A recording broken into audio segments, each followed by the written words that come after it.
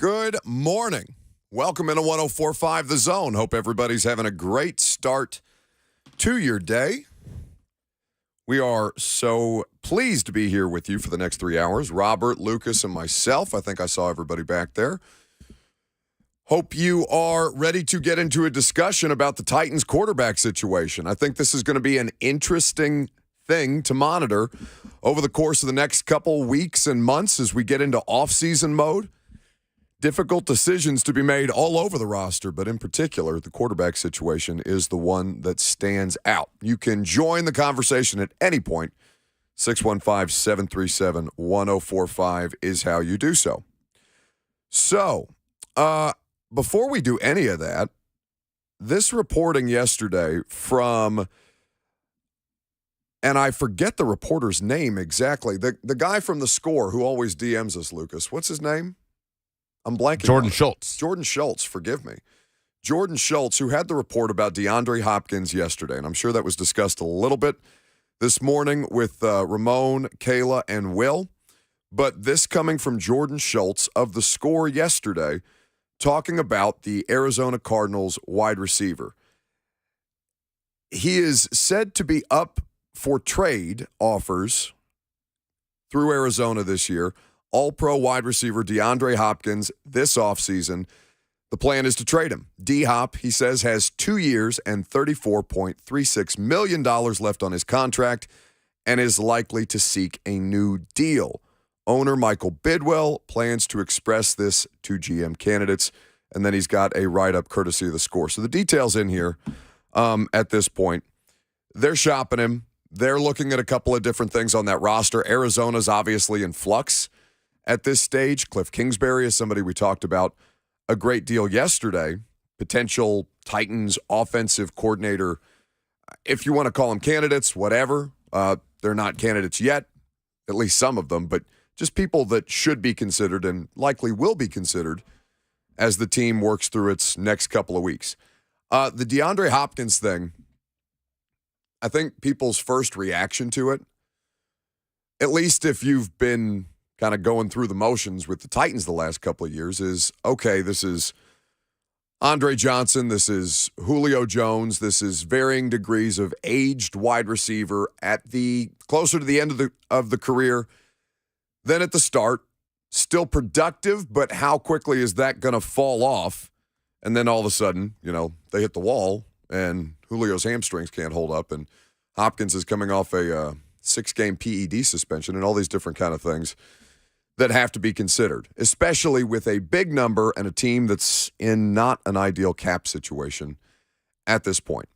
It's still intriguing, and, it should absolutely be looked at. Now, the merits of that, what it would take to acquire a person, a player of that caliber who's still able to produce at a high level, and then can you even make a decision like that until you have an idea of who's going to be your quarterback, a more solid idea of who's going to be your quarterback in 2023. Now, to hear Mike Vrabel tell it on Monday, if Ryan Tannehill is healthy, Ryan Tannehill is the starting quarterback.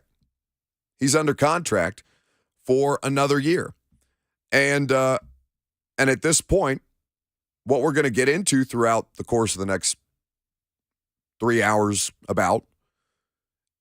is, does it make the most sense to bring him back, and what are the other options out there? Now that we've moved officially into the offseason for this many teams, lists of free agents are going to be produced. Some, the best ones, are not going to make it to market, whether it's because of contract extension, franchise tag, and all these different things. But the names are still interesting to look at and kind of explore, okay, what's the feasibility of the players who could be had, and what's it going to take to get them in here? And is it worth the kind of movement that you're going to have to make? I think it's an interesting conversation. Mike Giardi of Spotrac lays out the numbers of what it would take to acquire DeAndre Hopkins. 2 years, $34.3 million non-guaranteed is what his new team would acquire. A 2023 cap hit of $19.45 million. 2024 cap hit of just under $15 million. So, not an ideal situation for a team that's pretty much up against it. Now, He'll be 31 next season. we understand that the Titans are going to have a lot of decisions to make as far as cap space is concerned. Veteran contracts, players who will be up for new deals. The idea of Jeffrey Simmons, who is still under contract, but at what point do you try and get ahead of this thing? Obviously, there's been some signals as to one side or the other being interested and at least starting conversations, if not full-on negotiations, which got out into The Athletic and I think made people a little nervous about what might happen if John Robinson goes into a contract situation with Jeffrey Simmons and maybe not necessarily the exact same process goes down, but something happens that gets botched. And yet again, one of your most important players sours on the idea of coming back to Tennessee. So that's not something that you're going to have to worry about in the meantime because they still have to figure out who the general manager is. But these are the kind of questions that I think are starting to compile. And I mean, I had somebody make a joke last night on the primetime show that the Titans offseason checklist is now as long, if not longer, than one of these legendary CVS receipt style injury reports that they seem to pop out every week. And it really does, I think, start in phases, and I think the general manager is the domino that has to fall first. I think that's the thing that makes the most sense at this time. But Ryan Tannehill's contract situation is interesting. And, I mean, whether you're somebody who's already of the opinion that this is a team that should explore trading up for a quarterback. Right now, they are firmly entrenched in the 11th overall pick. The last time they had the 11th overall pick, it turned out to be Taylor Lewan. Now, there's all kinds of needs on the roster, and I think that most people would look at this situation and say, Ryan Tannehill he's not the best quarterback, but was he the problem this season? The problem was keeping him upright. The problem was keeping him healthy. But can you find ways to put together a functional NFL offense, a higher functioning NFL offense, and do it with a veteran who you largely trust? Or is it time to move on and try and find other options, given that the money does go down and you can start to maneuver a little bit? It's just how much maneuvering you want to do. So we welcome your comments and conversation on this. 615-737-1045 is how you jump in. Mike Giardi of the NFL Network is going to be here in just about 10 minutes from now, and we'll get into some of the general manager and offensive coordinator hirings, what Mike made of Black Monday, and a lot of different things to look at there. I mean, Hopkins is intriguing because it's not the same as Julio, but it does carry a lot of the same. I don't know. It's not like they're the same red flags, but I do think that it kind of puts you in the same mindset about it. But honestly, I mean, we've talked about this before. I think most people understood what they were trying to do with Julio Jones. You can debate the merits of what they gave up to get him. That matters. There's holes all over this roster. Whoever the next general manager is coming in with a significant challenge on his hands. So how creative do you want to get with the math right out of the gate with some of these interesting players and some of these guys who have 1 year left on their deal, who don't have any guaranteed money left? We've talked about Lewan specifically, Bud Dupree. Tannehill's come up. Derek's contract is interesting, but I don't think that's something that anybody should be looking at, certainly not first and foremost. There's all manner of different things that this team needs to figure out. And do you want to mortgage more draft capital or just try and take as many swings at this thing as humanly possible? So we'll get into that with Mike coming up next. As far as the rest of the day, an interesting game between Vanderbilt and Tennessee last night. Tennessee may just sweat it out a little bit. I'll get some SEC hoops observations later on in this hour. But Mike Giardi of the NFL Network going to join us coming up next.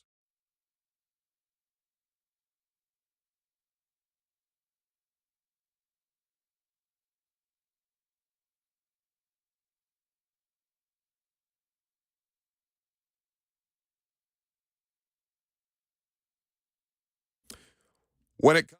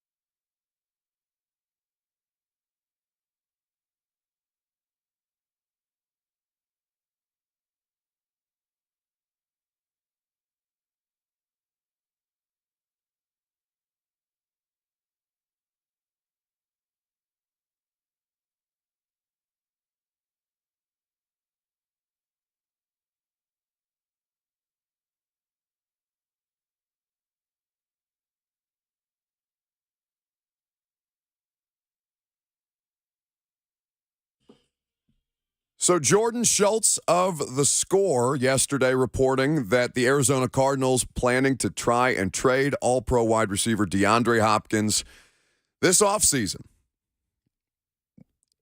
We've talked about it a little bit today, not necessarily for or against it, just curious about what something like that might look like, what it would take to get him, and how much you're willing to invest in another veteran player who seems to be, I don't want to call it tailing off. I mean, he did get shut down with a knee injury, but obviously their season in Arizona was done relatively early on, and that was after he missed 6 games this year with a PED suspension. He's played in 19 of 34 games over the last 2 years, though.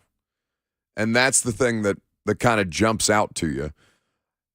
Availability matters so much already for this particular team, and a wide receiver in his 30s, I don't know if that's the life that you want to live. Now, I think questions that should be asked of the next general manager, whomever that ends up being, is what's your philosophy on moves like that? What is the value? Do you see the value in them? And I'm certain it's situational, given where a team's cap might be at any given point in the cycle of these things and how many veteran contracts are already on your roster, on and on it goes. But, like, to take swings on players like that, there is times when it works out, but is the risk essentially worth the reward, especially for a franchise who desperately needs to get more available and better, frankly, at wide receiver? Richard in Winchester is first. What's up, Richard? Hey, what's up, man? Not much. Hey, man, listen, man, if I was DeAndre Hopkins, I would not come anywhere near Nashville. This is where wide receivers, whether they're elite on the back nine, go to die. Started with Carl Pickens, Randy Moss, I can go on and on. No, we don't have the philosophy for DeAndre Hopkins. Well, I appreciate the call, Richard.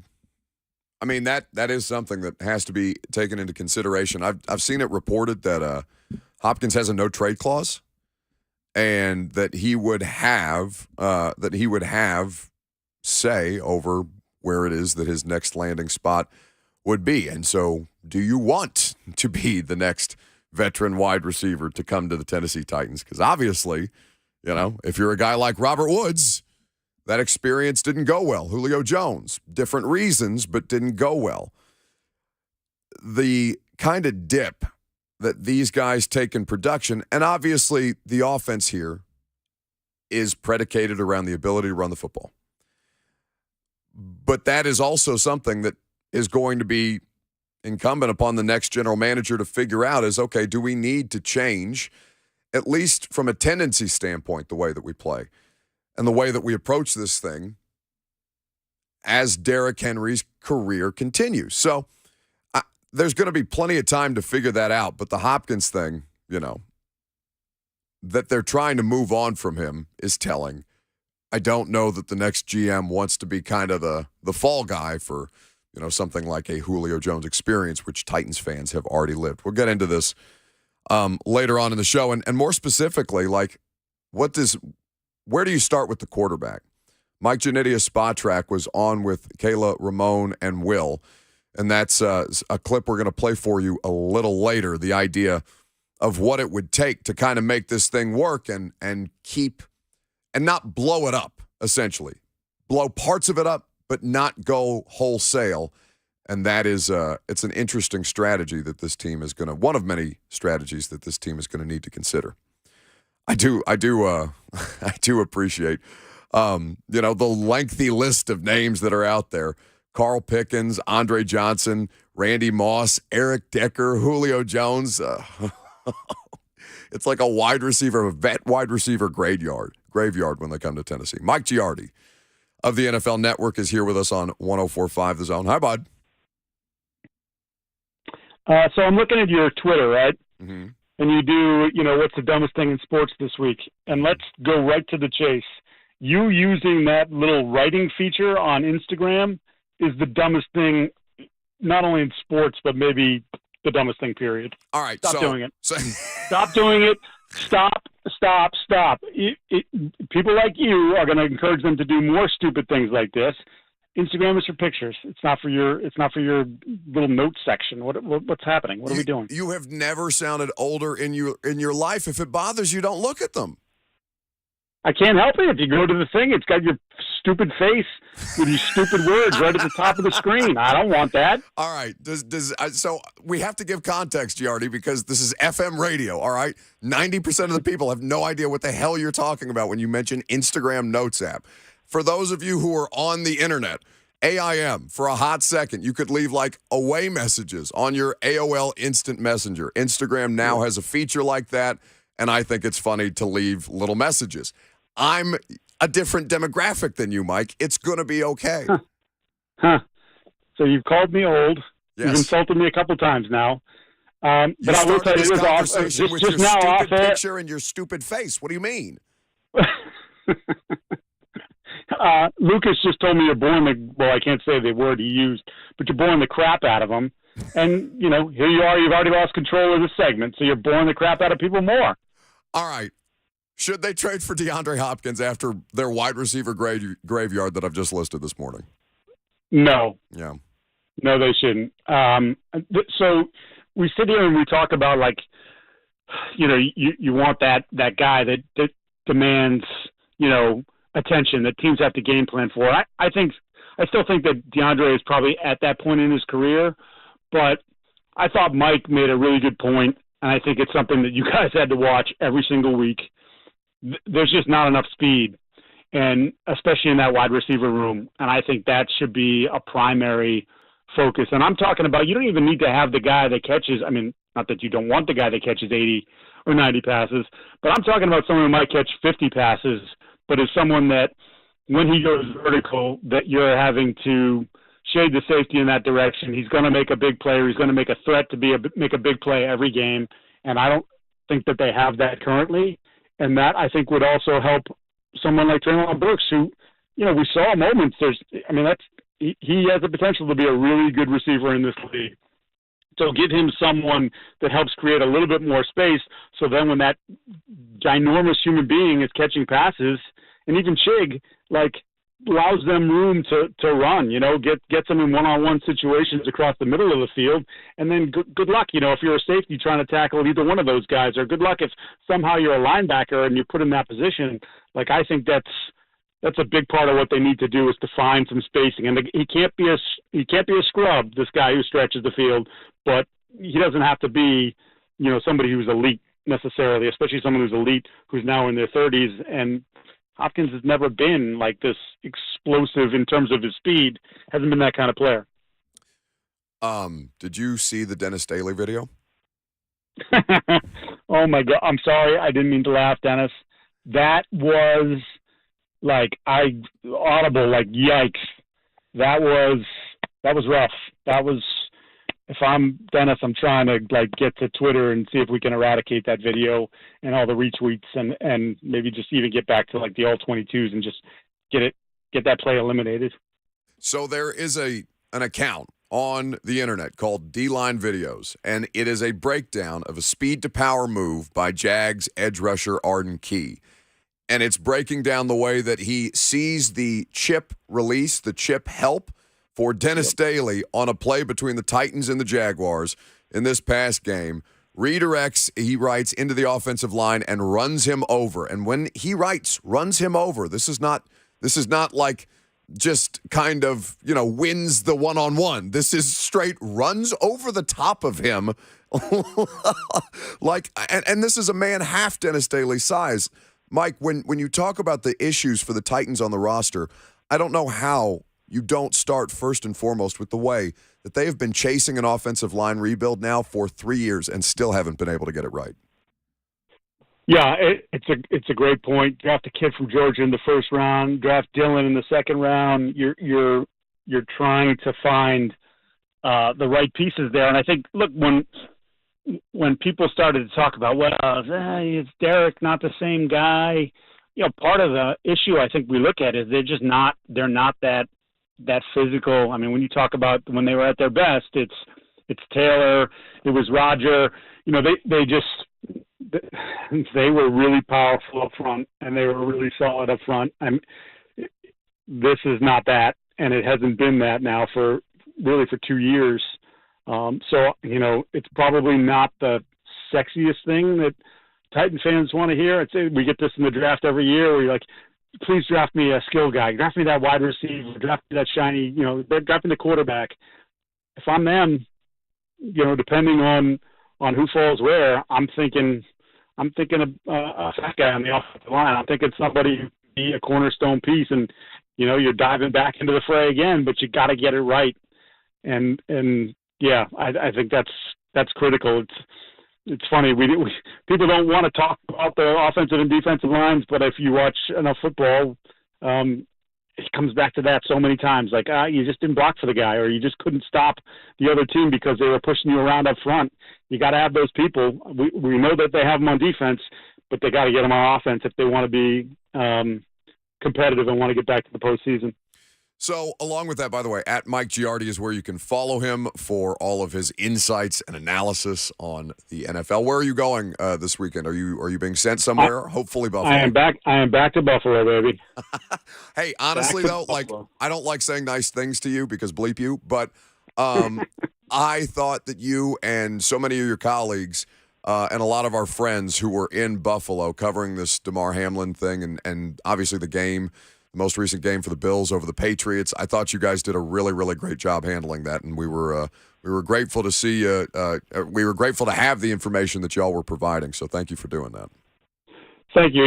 That first, let's call it first 48 hours were tough, right? Obviously, because you just didn't know, and information was coming out, at a trickle. And I think, the story started to turn on Thursday, and it's funny, like doing what we do. We're no different than anyone else. The good news gave us energy. Yeah. It's a grind. It's cold. We're in the parking lot. We're sitting in our cars between hits for 12, 14 hours. And you don't want to harass people inside the building because they're going through something traumatic. I mean, a lot of them, most of them were there and saw what they saw, on the field. I mean, that's, as they've all said, you can't really unsee that, right? So I didn't want to be invasive, but then Thursday you start to get better news, and then Friday, obviously the FaceTime call, and it took everything to a different place, and you felt like you could breathe again, and you could be yourself a little bit again, and the tone could be a little bit different. Obviously, he's still, he still has recovery. They're still doing tests, but he's back in Buffalo. It's pretty remarkable where we were, a little over a week ago to where we are now. Like that just. The story thus far has has taken an incredible arc, and it's been heartwarming to see. Well, we'll get back into Titan stuff because I want to ask you some questions about offensive coordinator candidates. But like you were covering that game on Sunday. We were home at the couch because the Titans got bounced by the Jags on Saturday night.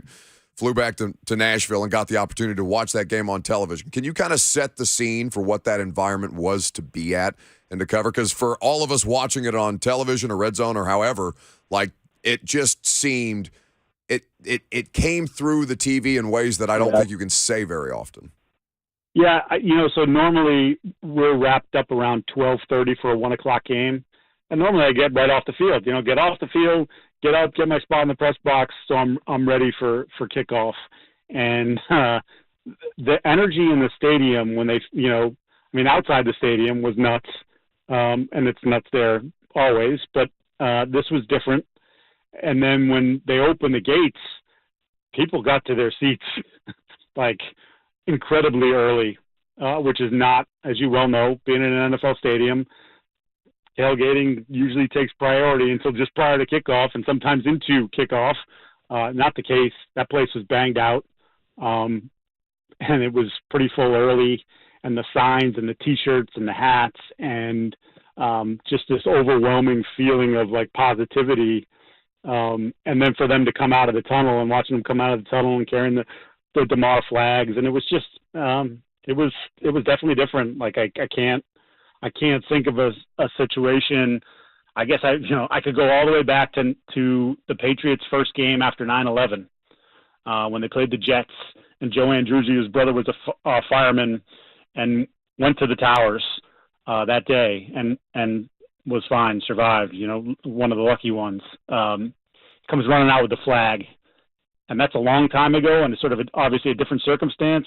But like that to me was sort of had that same, I don't know, spectacle to it, like just this incredible outpouring of emotion, and that was for different reasons. And then obviously the news for this was far better than that, but sort of that's the only thing that I can equate it to in my 20 plus years of doing this. So it was, yeah, you know, Brandon Beane said it on Thursday or Friday. It was like, you know, just thinking about it's getting the hair on the back of my neck standing up, and now just talking to you about it now, the hair on the back of my neck is standing up. I need a haircut, but it's also just the emotion of that. It was pretty special, pretty amazing. At Mike Giardi is where you follow him. So there's no way to gracefully transition into more offseason talk, but it is a fascinating deal here, Mike, with Todd Downing, the way that ultimately came to pass. Now the former Titans offensive coordinator, and a situation where it's not just a lot of roster questions that we have been through and will continue to go through in the coming months, but now who's going to be running the show here? What I get the sense of is that while Mike Vrabel is good at identifying obviously coaching talent, there is a tendency to kind of go with quote unquote yes men, given how much influence that he has and how much more he stands to gain. What do you make of that, given the hiring process that's about to go down with an interesting internal candidate and a couple of names who have obviously worked with Mike and who Mike has played with that are going to be out there and available for jobs this offseason? Yeah, and it's funny because there's 6 or 7 different OC positions open already, and there may be a couple more before all said and done. And the Kingsbury, O'Brien, those names have been prominent. I think Mike does a deep dive on what happened and what's happened and the trends in the league. I wonder if he doesn't come to the point where we need to be a little bit different than we've been. That we need to find ways to have more explosive plays in the pass game. We need to be able to isolate some of our guys in one-on-one situations that, sometimes they get obviously when people are loading up on the box on Derek, but in the last couple of years, based on what they've had at wide receiver, they haven't really been able to take advantage of it. But I just wonder, with the way the league has gone, if, even though it's worked for them, the power football and being the more physical team, I don't think he wants to lose that identity, but I think there needs to be, you got to find a better balance, I guess, between your passing offense and the run game design. And I think that's probably going to require him to step outside his comfort zone, if that's in fact the conclusion he comes to. And then who knows, who knows how that trickles down, because you're going to be, he's still going to lean on the people that he knows, but maybe he's going to get recommendations on people that those people have worked with that aren't from his, immediate circle. And I think it's kind of funny because here in New England, they're kind of, I think that's the same sort of thought process. Belichick turned it over to a couple of cronies, and the numbers went horribly in the wrong direction, regression everywhere. And now the thought is like, yeah, you can't, who knows? Again, both these guys are stubborn. Bill certainly more than Mike, just because we have 20 more years of him as a coach, seeing that stubbornness. But I think that's an important question to answer, and I think you got to find just better balance, and that's going to be a challenge to find the right guy to sort of shepherd you into the next era of Titan football. So when I look at a lot of these guys who are being requested for interviews and who are already being reported as having gone on interviews, like Frank Reich is now interviewing for the Panthers job, the former Colts head coach, and I look at Cliff Kingsbury in particular, and I don't know that guy's next step is head coach. Is he a coordinator candidate or a head coaching candidate at this point, Mike? That's a good question. I probably seen differently in different places. I guess it's just the way to simply wrap it up. It's so funny. I think there's long been a groupthink when we get to this stage, and I think recently we're starting to get out of that. the Mike McDaniel hire, even Kevin O'Connell, you're running the offense, but you're not really running the offense because Sean McVay was calling the offense. We're seeing a bent towards younger coaches, guys that relate a little bit more to the younger generation. And I wonder if this hiring cycle, too, just in general, you look at the big picture, wouldn't surprise me if we see a lot of young guys elevated to these positions, because it just feels like that's the way the league is now trending, right? That's sort of got to find a way to relate to these guys a little bit better, and the old hard ass tough guy routine doesn't play as well anymore. I don't know. It's something. The Jets reportedly have fired offensive coordinator Mike LaFleur. That is coming out now, according to KPRC2. So, obviously, firings still going on. And Damar Hamlin's been released from the hospital. That's insane. It is really insane. But yeah, go ahead. Say that again. Damar Hamlin's been released from the hospital. Oh, yeah. I mean, it's absolutely crazy at this point. I think that as you look at this, what is the most interesting opening from a head coach standpoint in the NFL right now? Oh boy, this might surprise. I think Carolina to a certain degree. Now, look, you have to get a feel for the owner, who is an incredibly powerful guy and is very, I don't know. I think some people have kind of described him as meddling a little bit, but I look at the roster. They've got some really good pieces on that football team. Yeah.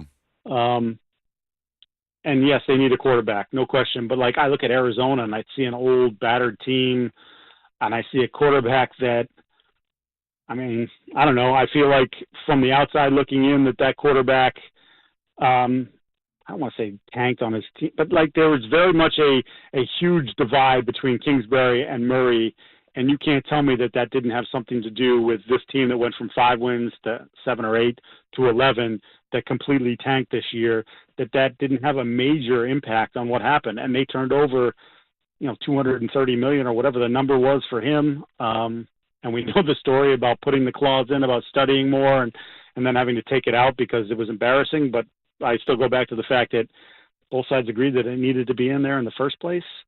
I think there's in Carolina, there's maybe a little bit more of a cleaner slate there, that there aren't these massive contracts that you're hanging on to.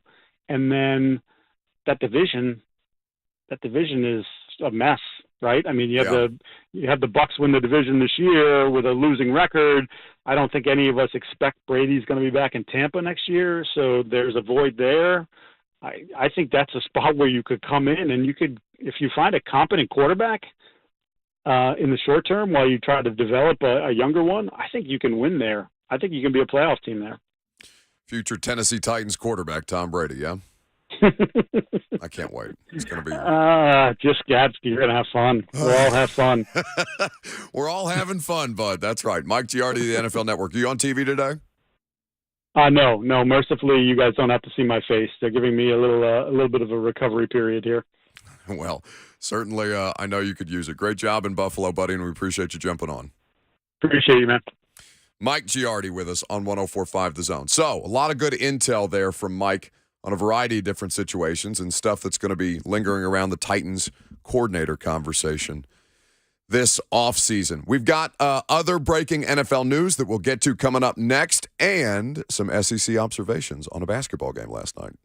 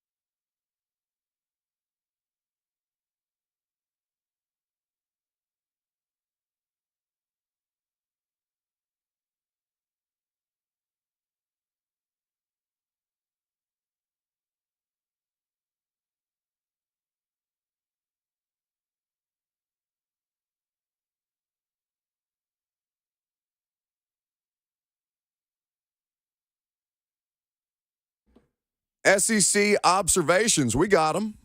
Football season, college football season's over, but that doesn't mean that we don't have interesting SEC topics to talk about.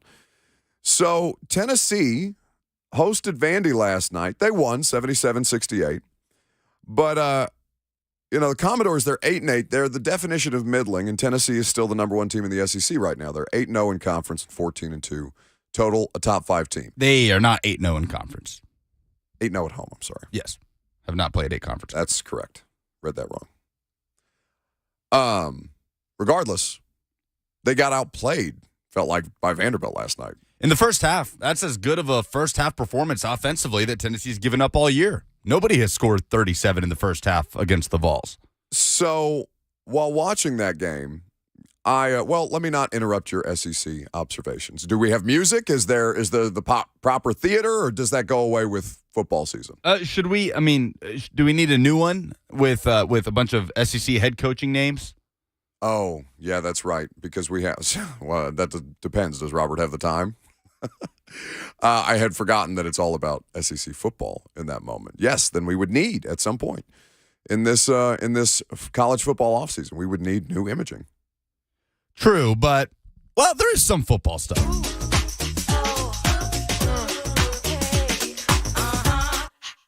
Let's talk about SEC, baby. Let's talk about the SEC. Let's talk about Nick Saban and Josh Heupel in the SEC. Let's talk about SEC, baby. Let's talk about the SEC. Let's talk about Brian Kelly and Greg Sankey in the SEC. Let's talk about SEC. The football news in the SEC this week is twofold.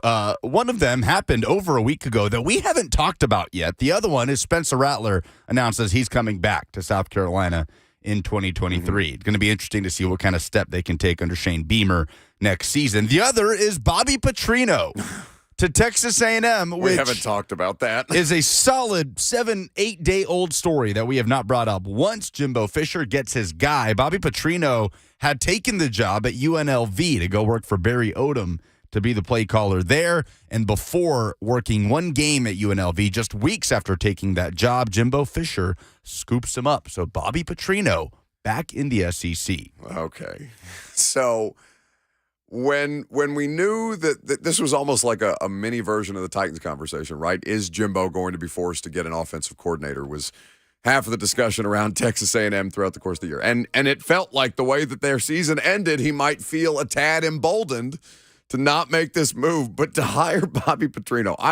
Honestly, it's offensive, and I know there's been a lot of things going on with the Titans, but it is honestly offensive to me that it took us the better part of a week to get to this. It is offensive. And I love the hire for Texas A&M personally. If I'm a Texas A&M fan, I'm encouraged by this hire. Because, okay, now explain that. Well, because Bobby Petrino is a guy. The whole thing with Jimbo Fisher is, sure, go get an offensive coordinator, but if it's still his offense and he's still calling the plays, what does that matter? But Bobby Petrino is a guy that can come in and, if needed, in the middle of a meeting, stand up in Jimbo Fisher's face and tell him whatever he needs to tell him. Bobby Petrino, I heard SEC Mike Bratton was on with Blaine and Mickey the other week, and he put it well. He said if Bobby Petrino does not like Jimbo, the way Jimbo Fisher is acting, he'll just get on his motorcycle and ride on out of there. All right, this isn't some young 25-year-old hotshot that Jimbo Fisher can boss around. This is Bobby Petrino, who will come in, he'll run his offense, he'll do it his way, and if anybody messes with that, then he'll stand up to that and tell them to their face that they're wrong. And that is probably what Jimbo Fisher needs. And I'll give Jimbo Fisher credit for bringing in a guy that can contest him in a meeting room, that is not just going to keel over to whatever he says he wants to do with the offense. Let Bobby Petrino run this thing. Let it be his offense and focus on being the head coach of the Texas A&M Aggies. But anyway, I would die to see the interactions between those two when Bobby actually has to check him. Yeah. But that's a very real thing. So that does take a degree of self-awareness by Jimbo, as you mentioned. That's not an easy decision to make, especially when you're one of these, power-grabbing, ego monster SEC head football coaches, the way that Jimbo obviously is at this stage in his career. And given the bleep you attitude that it felt like he's had all year long, because you can't fire me. You know how much money you owe me if you do? Either way. So, yeah, I like the move. But On the hardwood, Tennessee and Alabama do appear to be the class of the SEC at the moment. Alabama playing Arkansas in Fayetteville tonight. That's going to be a really fun game at Bud Walton Arena. Huge game for the SEC regular season championship race.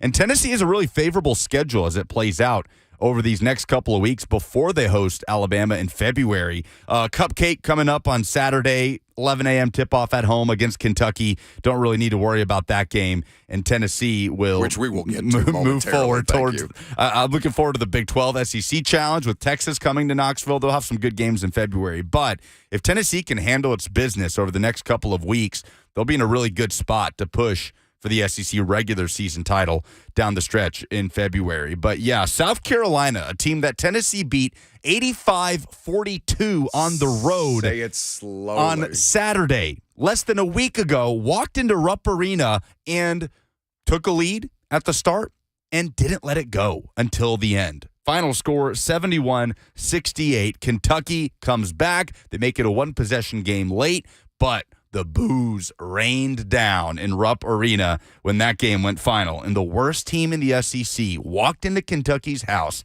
and smacked them around. It makes me so happy to see them struggling this way. The vibes are awful in Lexington right now. Now, I listen to Calipari's. I do enjoy this too much as I wear my Indiana hoodie today to watch my team probably lose to Penn State tonight. Like I'm mentally prepared for all of this, okay? And I'm lashing out because I'm miserable this basketball season. But I watched John Calipari's press conference last night, and I do believe him when he says, like, there were moments in that game where even as Kentucky has struggled this season, I'm like, they're not that bad. Like they are not a good basketball team right now, but they are not that bad to make these kind of mistakes against a team like South Carolina. Now, maybe they are, because at some point I have to stop saying that when they play the way that they have throughout the course of this season. The idea, though, that this is who Tennessee's next opponent is has to give Vols fans just such an air of superiority that they already kind of have over Tennessee or over Kentucky athletics as of late. Because, I mean, for a lot of this Rick Barnes run, Kentucky basketball's nightmare has been Tennessee, and now it's never more real than it will be this Saturday. Saturday in Knoxville. Emmett in the YouTube chat asks, is this Vols basketball team better than Admiral Schofield's team? Oh. I think defensively, this is as good as a Rick Barnes team has looked at this point in the season. Well, they're the best defensive team in the country right now. Right. And what they didn't have last year down the stretch in March was consistent scoring options in and around the basket, down low, because Olivier Comois gets hurt against South Carolina last February. And then when you're going into the tournament, really it's just Uros Plavsic and a young Jonas Adu are your only options. Tennessee is settling for deep shots. I think the consistency of their post play this year, especially on offense, has made them a much more efficient offense as far as shot selection goes. And that has really benefited them as Jonas Adu and Olivier Comois are playing really well right now. And Toby Awaka coming along, the freshman, and Plavsic, Plavsic will always get minutes. But, yeah, I mean, I think this team, you could argue, is better defensively right now than that team was. And we'll see how, if they continue this well-rounded, balancing scoring. It's good news for Tennessee fans that they only hit 7 threes last night and they scored 77 points. In an honest moment, and then because we got to get out of here, in an honest moment, I would love to know what's going through Oscar Tshiebwe's head. Did you see some of his quotes yesterday? Oh, yeah. Begging his team to fight, telling Cal to put in walk-on, someone that'll give a damn. Yeah. I mean, that's paraphrasing, but really damning quotes from Oscar Tshiebwe, one of the best players in the country yesterday. Those are this week's SEC observations. Coming up next, it's the dumbest thing in sports this week. 615-737-1045. Bring us your nominees. We got a couple bangers. We'll get to that coming up next.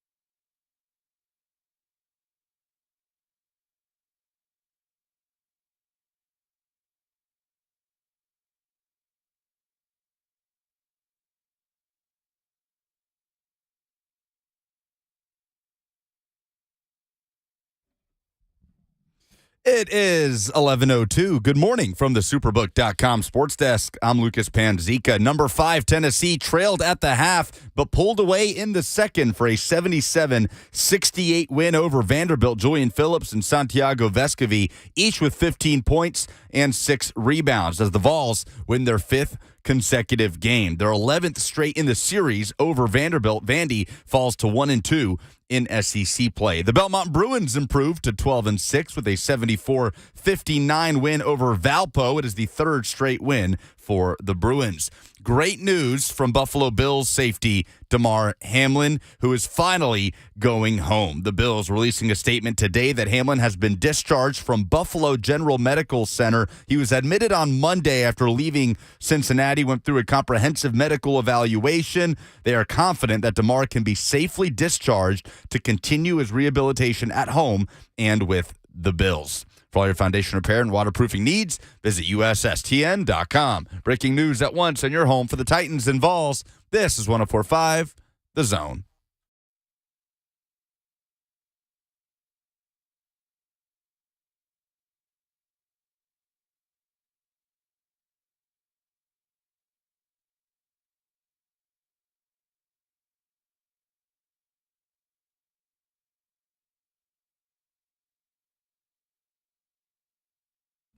Hour number 2 off and rolling. Welcome into 104.5 The Zone.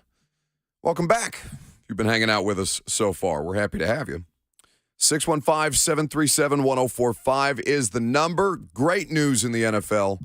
Damar Hamlin headed home, released from the hospital 10 days after the cardiac arrest situation on Monday Night Football, as you just heard Lucas say. So incredibly good to hear that news for him to continue his rehabilitation process in the comfort of his own home. We have a lot of different Titans topics to get to today. We haven't talked about the quarterback, what Ryan Tannehill said in the locker room about the idea of coming back to the Titans next year, and a lot of other different personnel decisions that need to be made, but there's time for that because it's 11 o'clock. It's a Wednesday. Means it's time for the dumbest thing in sports this week. Let's be honest. You've already seen something this week that made you say, What the is this? That's bullshit.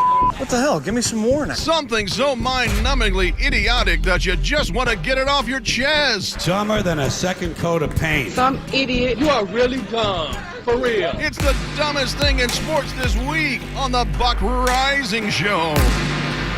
It is presented by Painter Ready Murfreesboro. 615-PAINTER. Call for a quote or www.painterreadymurfreesboro.com. So, real simple. What's the dumbest thing in sports this week? There are a variety of things to pick from, but I was going through our group text earlier this morning, and I stumbled upon a story that Lucas had sent us. So the national championship game, the largest margin of victory in a bowl game ever, not in a championship game ever, in the history of all of the ridiculously named bowls. 65-7, Georgia over TCU. Now, the quotes coming out of this thing from both teams, from players on both teams, are perplexing to me. Did you see that clip I sent you guys yesterday about the defensive lineman saying you guys picked us to go 6-6, 5-7? I'm just like, buddy. I love how the record keeps going down. What is happening here? Who is lying to your faces? It started with Nolan Smith 7-5, and it's just gradually gone down. I'm so confused as to who is bold-faced lying to the Georgia. They thought we would go 0-12. I mean, that's the extreme we're going to. But it's almost not as stupid as what the TCU player said after this game. D. Winters. So, D. Winters is asked about the what Georgia was able to do against the TCU defense. He's a safety. And he doesn't believe that his team, and listen, I understand athletes are uber confident, okay? Uber confident.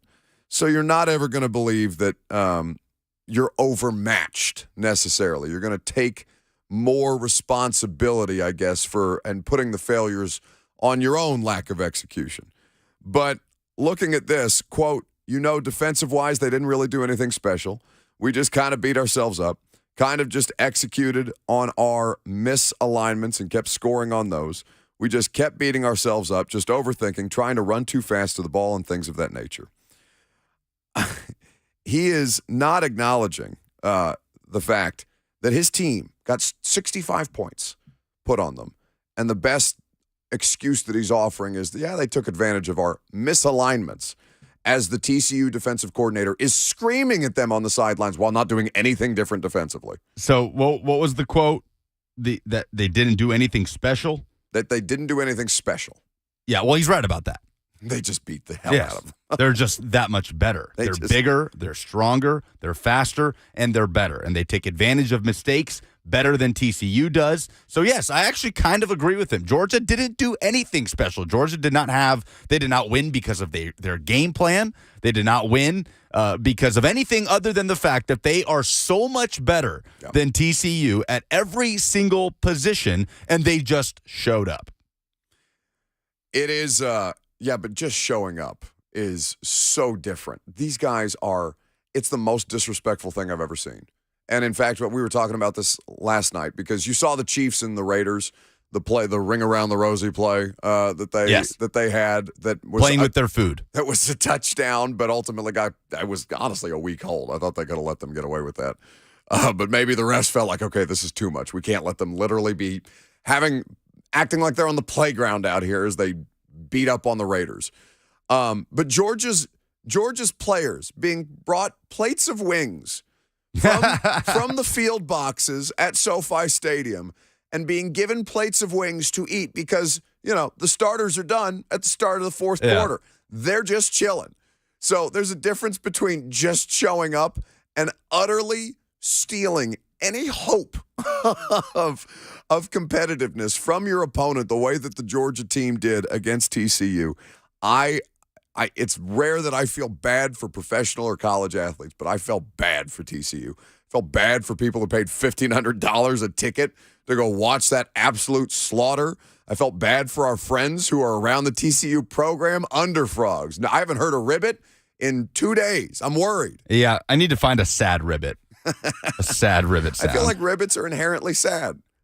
Like, play the ribbit. It's not a happy sound. He sounds kind of down. No, he sounds like somebody stepped on him. He sounds kind of down. Ribbit. Ribbit. Sad boy ribbits. But again, though, I agree with D. Winters. Georgia, did you hear Kirby's pregame speech that has leaked that we will not play? We can't play that. It's easy. Yeah. This is easy. Listen to Kirby. He's like, you should be nervous. Why would you be nervous? Just go play your game. Go play Georgia football. Living bleep out of them. And that's what they did. They didn't do anything special. They didn't do anything different. They're just that much better. They just slaughtered the other national championship team. My dumbest thing in sports this week is Quay Walker. And I know it's an easy one, but it is the dumbest thing in sports this week. Take the layup, bud. It is. It is a layup because, oh my goodness, Quay Walker, what are you doing? Not that this is the most important aspect of this, but if anyone doesn't know, Quay Walker, the rookie linebacker for the Green Bay Packers, former Georgia Bulldog, has had a great rookie year, going to be a great player in the NFL. But as a Lions player is down and the Lions trainer comes out onto the field to tend to said player, he kind of walks by Walker and bumps him just a little bit, just trying to get to the player, who, by the way, is DeAndre Swift, Quay Walker's former teammate with Georgia, who is down injured. And this trainer kind of bumps into Quay Walker, and Quay Walker feels someone bump into him. He looks, he sees it's the trainer, and he two-handed shoves him out of the way. Like, don't bump into me.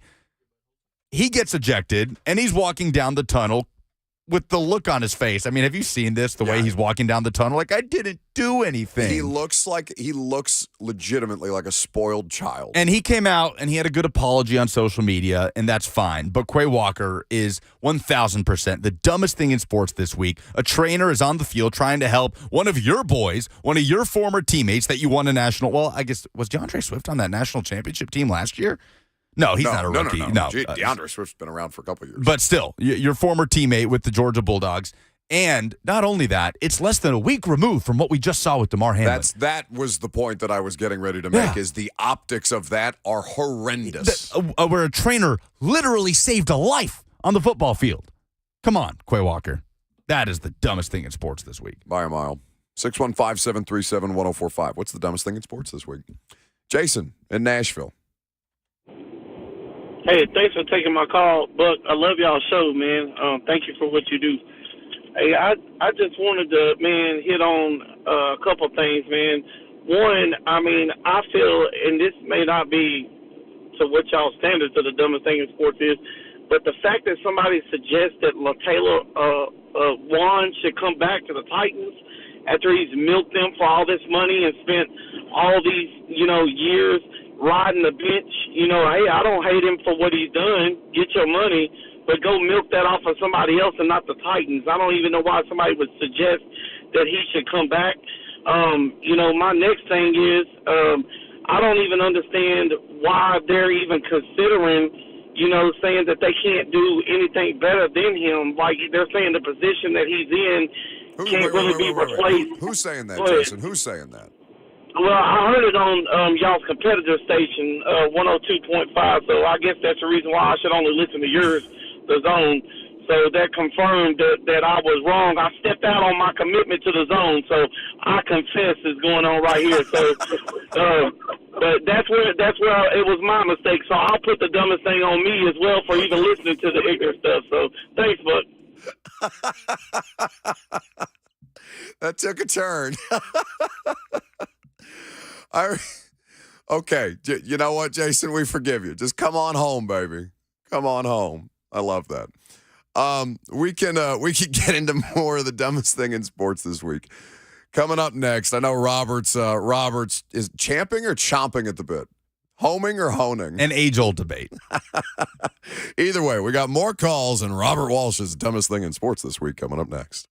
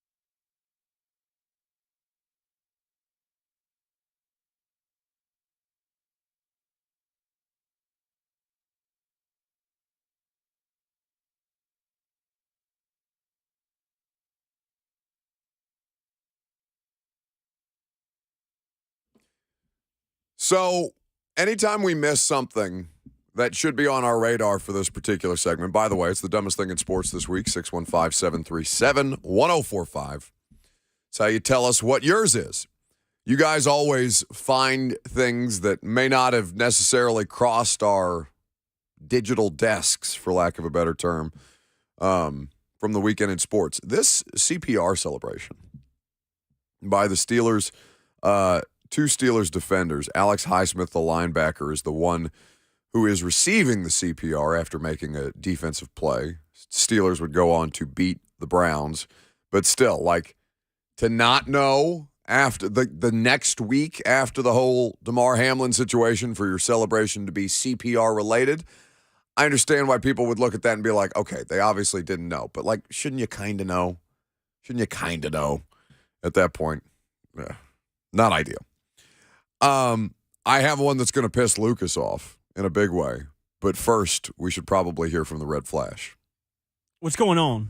By the way, don't call me that. I don't know if you guys heard Kevin Harlan. This isn't my dumbest thing in sports, but Kevin Harlan was on, and a Ravens player was hit in the Bengals-Ravens game in the last week of the season. And he said, not far from the spot where Damar Hamlin was injured. And it's like, dude, come on. Come on. See, but like Kevin Harlan would be my all-time broadcaster. Sure. Yeah. I want Kevin Harlan on every game that I watch on television. He's my favorite NFL play-by-play guy. Anyway, back to me. More about me. So yesterday, me and my girlfriend are out, and we're looking at apartments, looking at houses. We're about to move, and I was like, you know what? I don't want to cook dinner. I don't want to do this. Like, can we just order a pizza or something? She said, sure, absolutely. She orders the pizza. And here's a little thing about me. When I get off work, I get naked.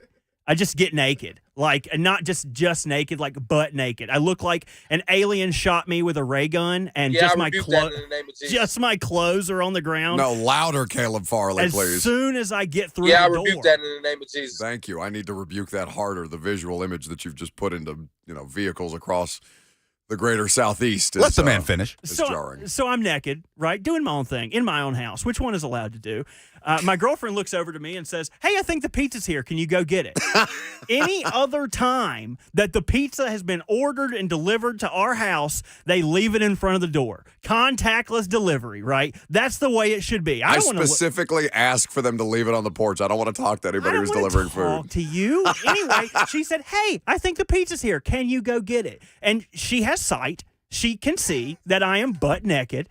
So I get up to go get the pizza, right? I'm walking downstairs, Frosty the Snowman naked with my big belly hanging out, and I open the door, swing it open, and there in front of me is the tallest Jack Skellington-looking pizza delivery man I have ever seen, and then me in all of my naked glory. So I quickly close the door and go, oh, I didn't know he would be there. Wait. I go back. Yeah, what? What you got? How long did you stare at each other before you closed the door? A good 2 seconds, 3 seconds. It wasn't a quick door shut. It was a glance and like, you like what you see? Now slow down. Okay.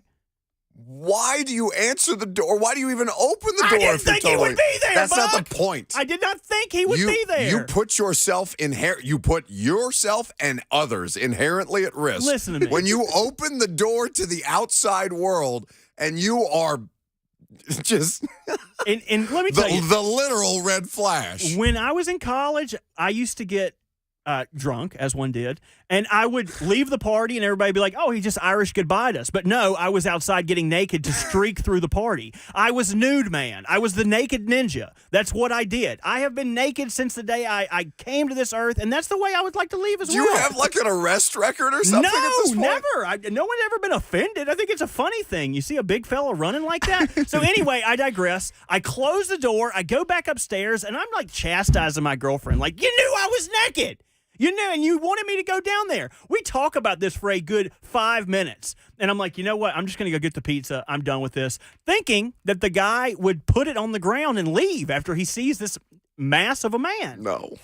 I go back downstairs and, like, slowly open the door, still naked. He's still there. I tipped you on the app, brother. What are you doing here?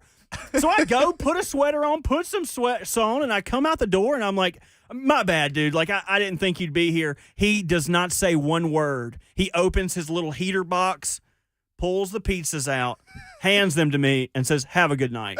and walks off. Oh, That's my dumbest thing in 615-737-1045. What the? So wait, I have so many follow-ups. So what was yours, Buck? What does that have to? What is the sport here other than is naked streaking? What is the connection? There is none.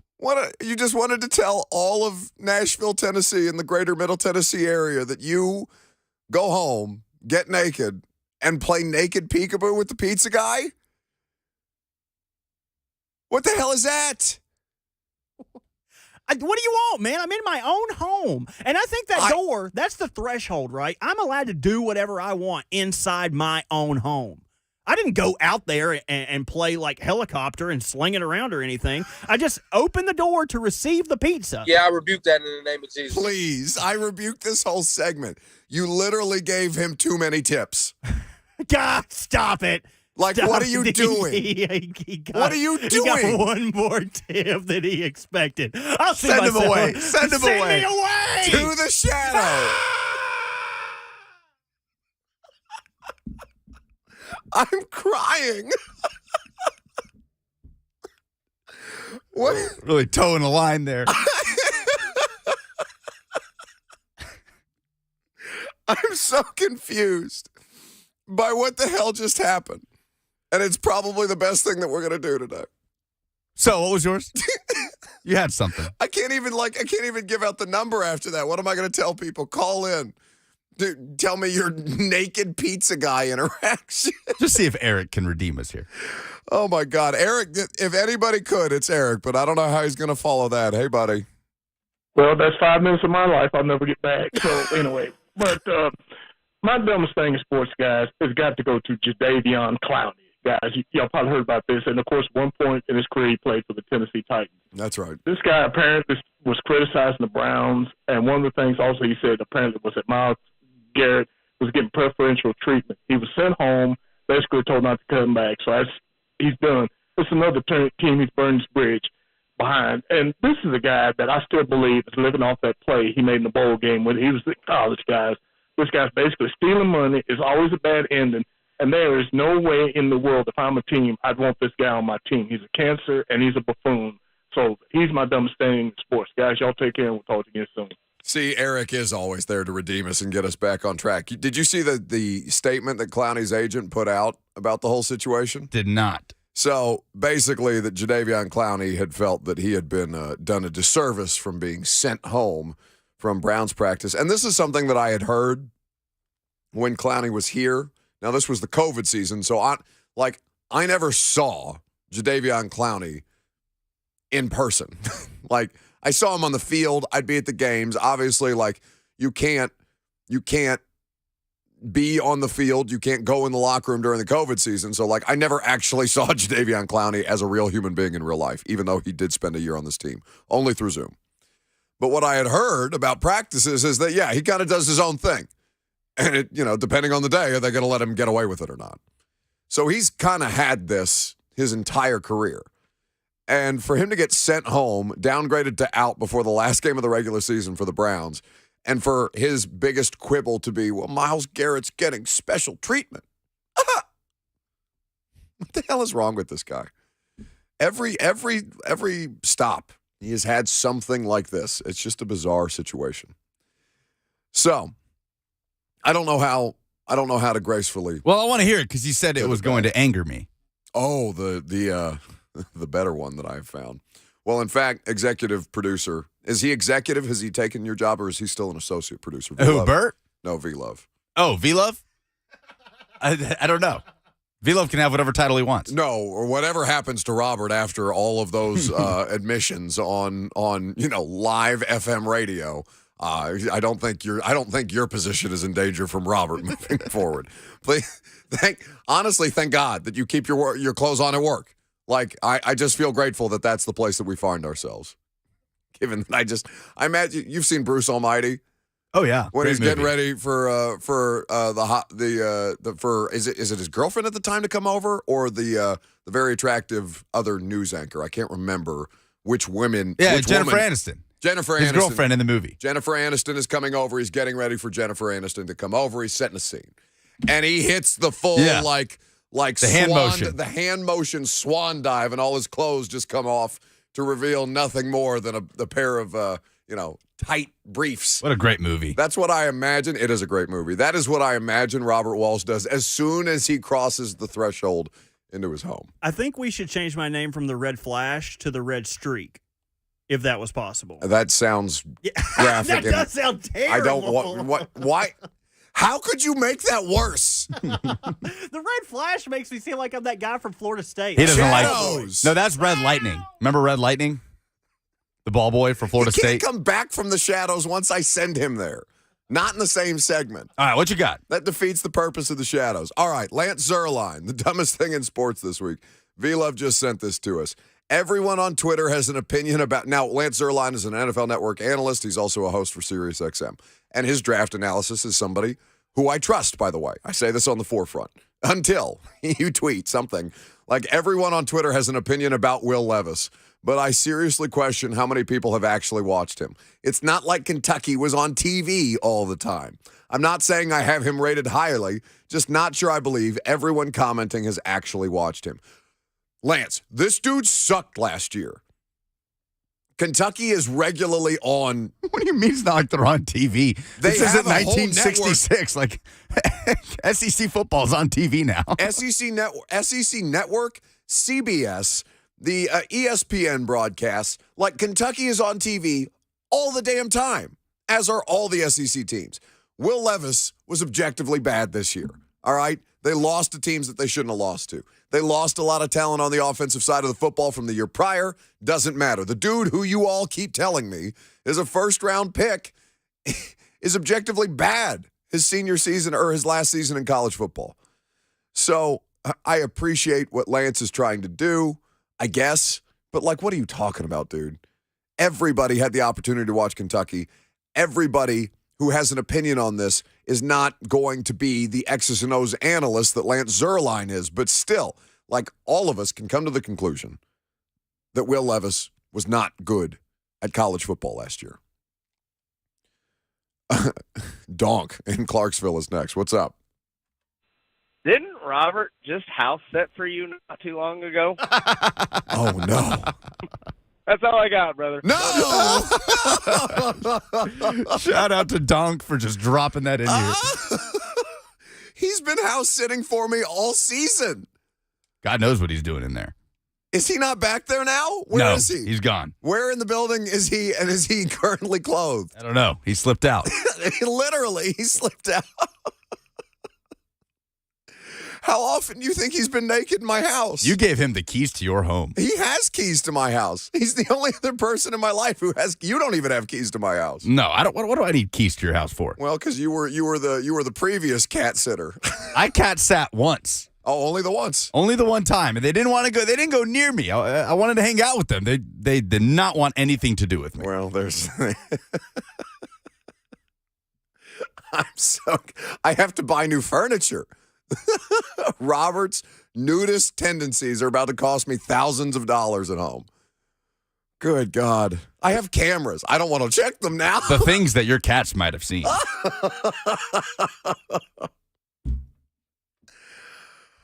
I'm so concerned. And the idea that his girlfriend, we've met his girlfriend. She's lovely. She's just comfortable with this. I mean, I guess if you're going to be naked in anywhere, you're going to be naked around the ones that you love. Not the ones that you love, I guess the one that you love. God bless Cheyenne, man. For so many different reasons. I'm so concerned at this point. All right. As we try to get back to the subject at hand, teams looking for offensive coordinators and general managers. We're going to talk about that here in a second. But is he actually not back there? Because I actually need his naked advice at some point, or his naked analysis at some point on Lamar Jackson, who is now being reported as being an uphill battle for to make this playoff game in Super Wild Card Weekend, in which they will face the Cincinnati Bengals. Ian Rappaport is reporting this. Not looking good for Lamar Jackson, which is a bit of surprise if you look back. December 4th was the last time he played, battling a PCL sprain. There were so many people involved who thought if Lamar is not going to play in the regular season, he will surely be ready in the playoffs. However, from my understanding, this is something sources have said over the course of the past 24 hours, is that Lamar Jackson faces an uphill battle to be able to get out on the field in the playoffs against the Cincinnati Bengals. So, the Lamar situation, as we talk about quarterbacks later and feasible quarterback options for the Titans, Lamar's name is going to get brought up a lot because an injury that was supposed to take 3 weeks has cost him the entire regular season, and now, potentially, the Ravens, I mean, I don't imagine a situation where they win without Lamar, do you? Tyler Huntley didn't even play in the last game. It was Anthony Brown. It was Anthony Brown. Whatever happened to 1 to 3 weeks? That's a question that only Lamar Jackson can answer. That was the timetable when he got hurt. Yeah, but this is why Vrabel doesn't do timetables. One, because you have no idea to be able to predict these things with legitimate accuracy. I mean, you have precedent for various injuries and recovery times, but, I mean, all it does is open things up for people to speculate about what's actually going on. If something else is actually going on. We have no idea why Lamar isn't out on the field. But, given that he's in a contract situation, that those hypotheticals and that speculation starts to run rampant. But right now, there's just not information on anything besides his health. So that's 3 teams in Wild Card Weekend that are without their starting quarterback in the 49ers, potentially the Baltimore Ravens, and the Miami Dolphins, who have already ruled out. Tua's ruled out. Yeah, and right now it looks like it's Skylar Thompson on track to start. There's a shot that Teddy Bridgewater can play, but they're preparing. All the reporting has been they're preparing as if Skylar Thompson is the starter, while hopeful that Bridgewater doesn't have any setbacks. All I see on my call screener is something that says pizza delivery guy. Please tell me that this is the pizza delivery guy that stumbled upon a naked Robert Walsh. Only one way to find out. Okay, let's go to him on line 1. What's up? It's just a pizza delivery guy, and I am P.O. No. Yes. At first I was mad about the description that Robert gave us. But the more I listened, the more mad I got because I never did see that second tip. Get out of here. Is that got a break?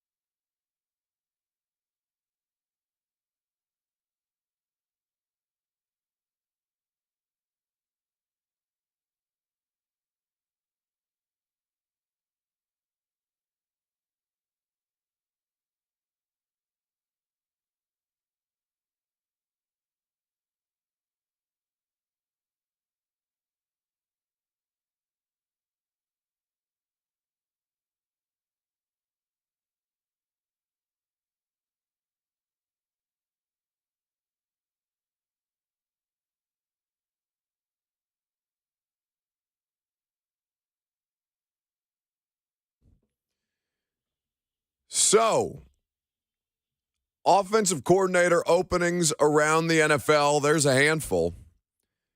Basically, who the Titans are going to be in competition with this offseason as they look to fill some of these jobs. We're going to get into that a little later on, and we're also going to talk specifically about Ryan Tannehill's circumstance. We haven't heard from him in a while, and then on Locker Room Cleanout Day, obviously he was in there with the rest of them cleaning out his locker. And so he had some thoughts about what it might be for him to return or how he might, his interest level essentially in returning to be the quarterback of this football team next year. You'll hear that in the final hour. In the meantime, University of Tennessee gets another win to remain undefeated at home throughout the course of this season. The number 5 team in the country over Vanderbilt 77-68 last night, which means we get to talk to Mike Wilson of the Knoxville News Sentinel. Hi, bud. Hey, Buck, I've missed you. How was traveling down to Jacksonville, your favorite place? Actually, this Jacksonville experience for me was a bit of a mercy killing. So there was some relief in it, I felt. It's always good to find the positives. Yeah, well, that's me, perpetually positive. There's a lot of positives around the Volunteers basketball program right now, Mike, but I did think, particularly in the first half, as Lucas pointed out earlier in the show, they did get outplayed by Vanderbilt. What did you make of the way that they, kind of struggled and then got a handle on things? Yeah, I think that's kind of just been the pattern to some extent of Tennessee Vanderbilt under Jerry Stackhouse at Vanderbilt, obviously. It seems like the games are kind of tighter than they should be routinely, just based on a gap between perception and talent and what's going on. But that was the case again last night. I thought Tennessee had some lapses defensively. I thought they, obviously, that play at the end of the first half was pretty brutal. So it was only the second time they've trailed at the half. But, yeah, I mean, you go from allowing 42 points in the full game to South Carolina on Saturday to 39 at Vanderbilt in the first half. So some of it, obviously, is credit to Vanderbilt, but some of it also, I think, is just Tennessee not really playing its best defense that it's had so far this year, obviously. So what Stackhouse had to say last night, Tennessee is the best team in the SEC, and obviously, he's not factually inaccurate by saying that. They are at the top of the SEC right now. How good is this team comparable to the ones that we've seen in recent years under Rick Barnes? Yeah, that's a really good question. And I was talking about that with someone last night, actually, because it's interesting because I haven't seen outwardly the same gravitation to this team that you saw kind of the Grant and Admiral teams. And maybe that's because they obviously had those big, sexy personalities, and the way those teams played was just a lot different. This team is just so good defensively, and defense isn't sexy. Basketball is the run and gun, 3-point, all that fun offense stuff, and that's not fully what this Tennessee team is.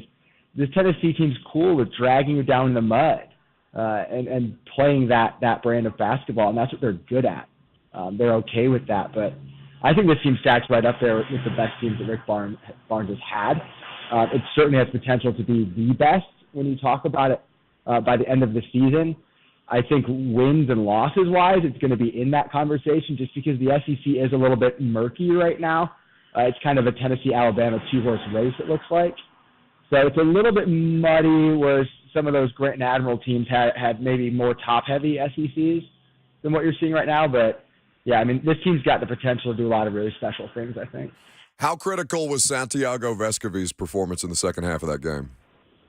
Man, he's critical like that every game. He is the best shooter on this team. He moves so well without the ball and just creates so much offensively. He's a gritty little defender, too. He does those things well. I think his on-ball defense improvement has been his key to anything for this team. But, yeah, when he gets rolling offensively, you just see the difference that makes kind of in Tennessee's entire flow to the game. And he was in foul trouble in the first half. That certainly played into where Tennessee was going into halftime. I think he had 2 fouls at like the 10-ish minute mark. Yeah, he came out in the second half. When he starts making threes, it's just a different ball game for Tennessee. By Mike Wilson is where you can follow him. Is there anything more surprising than Kentucky and the state of what their season has become? Yeah, I mean, someone stupid on this call right now definitely picked them to win the SEC this year. No. I don't name names, but no. But it's one of those things. You look at the on-paper talent going to the year, returning a National Player of the Year, 2 top 5-ish prospects in Casey Wallace, Chris Livingston. Kentucky stacked. Severe Wheeler's back. I mean, it looks like a team that should be at the top, but you watch that team and it's identityless offensively. You don't see any form of flow. You don't see any form of success offensively. The guards are better than they're playing. Oscar Tshiebwe is limited, obviously, offensively, what he can do, but the struggles are kind of inexplicable. I mean, at a point, you just look at the pieces and the fact that it's not working, and you can't figure it out. It's one of those ones that doesn't add up. And, yeah, I mean, Tennessee obviously is walloped South Carolina. South Carolina's went into rough and beat Kentucky, so it makes Saturday on paper look like a disastrous situation for Kentucky. Yeah, I mean, there's no evidence this season to suggest that this game should even be that competitive, right? I mean, no, but you know those big games. I mean, you would have kind of thought last night probably wouldn't be competitive either for Tennessee Vanderbilt, but those games tend to play close. But part of me wonders, man, I mean, Tennessee played Kentucky 3 times last year, won the back 2. They got smacked at Rupp last year, though, and I wonder if that game lingers at all. Because that game last year was probably the point last season. It was 107-79, I think. And that was the point in the season where I questioned what Tennessee was going to become. Because they seemed like the identityless team at that point. Maybe leaderless might be a better way of putting it, but they really scratched together after that. So it's hard to know what a team's going to bring into a game like that. At by Mike Wilson is where you follow him. Tennessee is hosting the Kentucky Wildcats, the down bad Kentucky Wildcats, this Saturday at Thompson Bowling Arena. And you can read all of Mike's great coverage at knoxnews.com. Miss your face. Thanks for hanging out. I miss you so bad it hurts sometimes. That's Mike Wilson, Knoxville News Sentinel. Why can't the three of us have a relationship like me and Mike? I don't understand. It's not that hard. Hate you guys so much. Yes, Tennessee at this point, man, absolutely rolling. And I mean, they look totally capable of competing for a national championship, but I felt that way about different Tennessee teams before. Yeah, a couple of different times in the past, past handful of years.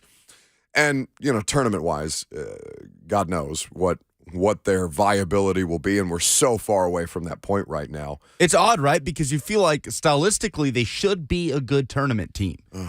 I've felt that way before. Right, but I just have felt that way before. How good they are defensively, how disciplined they usually are defensively, how they're always going to be in games.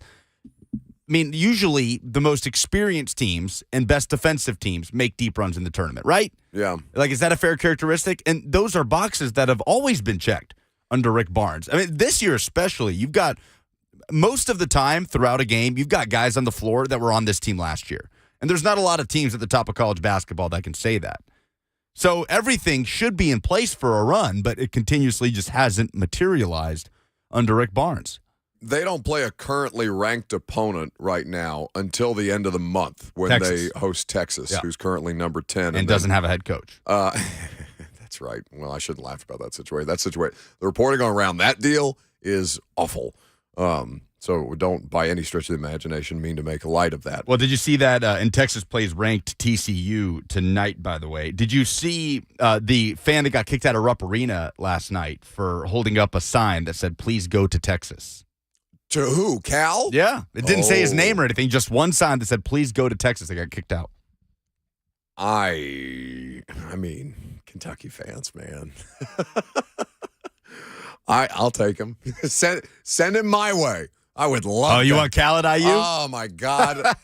I think Kentucky fans are getting close to being done. No, it does feel that way. And it's funny hearing him talk to media because he's up there on the podium saying, I love our fans. We have a passionate fan base. Don't get mad at the players. Don't get mad at the players. Get mad at me. I'm like, Cal, they are. They are. They are mad at you. They're not mad at the players. Because then he's doing his used car salesman thing where he's like, well, could I go harder on him in practice? Sure, I could go harder on him in practice. And all these, and doing the shoulder movement, all these things. It's like, Cal, all right, bud, like you just lost to the worst team in the conference, buddy. Yep. At home. I mean, Vanderbilt beat South Carolina a week ago. You're Kentucky, for God's sakes. Like, even as I despise them, I don't hate anything the way that I hate Kentucky basketball as far as my sports allegiances go, okay? Even I'm looking around and being like, Cal, man, gotta snap with it, baby. I audibly laughed at my TV last night when I saw him when SEC Nation played the clip of him saying, "Don't get mad at the play, get mad at me." I'm like, Cal, they've been mad at you for weeks. There's no long. I mean, they have had it has been a relationship that's been festering for a couple of seasons now at this stage. So well, I don't know what his contract situation is, but it will be interesting to see what happens at Thompson Bowling Arena on Saturday night. Let's talk about the future of somebody else, as a matter of fact. Ryan Tannehill, what's his future with the Tennessee Titans? What should it be? You'll hear from the current Titans starting quarterback coming up next.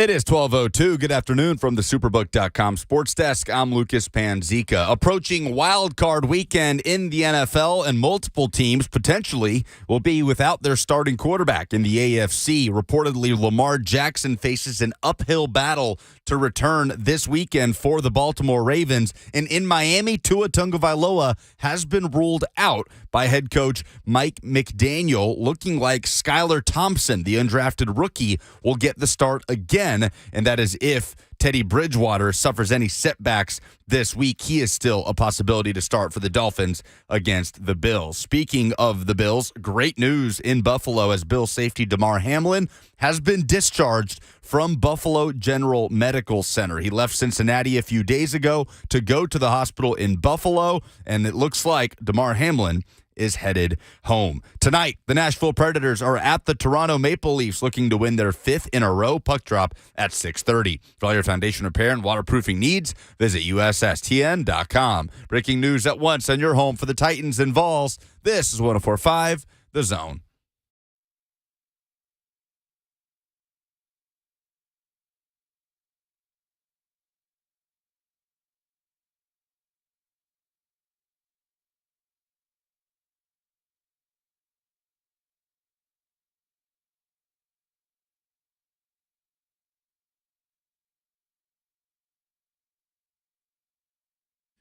Final hour already. Happened so fast. Welcome in. Welcome back. If you've been hanging out with us so far, we're happy to have you one way or the other. 615-737-1045 is how you join the conversation. A lot of Titans in this final hour, given that we have an offseason checklist we got to work through. So do they. So we've compiled a list of offensive coordinators who were fired this week. This offseason, basically, now that we are officially in it, including Tennessee Titans former offensive coordinator Todd Downing. Because not only is it about trying to find the next person, it's about who you're competing with to make one of these hires. So, at this point, and I've separated it into two categories, Lucas. Offensive coordinators and then head coaches who call the offensive plays. Because there's 4 OCs, including Downing, that are out, and 2 offensive play calling head coaches. Todd Downing, the Washington Commanders OC Scott Turner, Liam Cohen and the Rams parted ways, and of course, in the middle of the Frank Reich firing, offensive coordinator Marcus Brady also was let go. And today, Mike LaFleur of the Jets was just today. That is correct. Thank you for reminding me. Not 2 hours ago at this point. So the New York Jets fire their OC as well because he can do offense with Mike White, but not Zach Wilson. I don't know. I don't know what they want from the Jets OC at that point. That's an interesting one. So that's 5 pure OCs that are out the door. Now, the Broncos and the Cardinals obviously fired Hackett and Kingsbury. Yeah, you got to include those. Yeah, which is why I have them, but just separated because those guys are more likely to become coordinators, I think, in their next stops than head coaches again. Well, but I think you have to look at teams that are moving on from a head coach, period. In Houston, with Lovie Smith, with the assumption that those teams are going to have a new staff in place. You know, that's interesting because Matt Rule also, the vacancy at Carolina, what does that mean for them?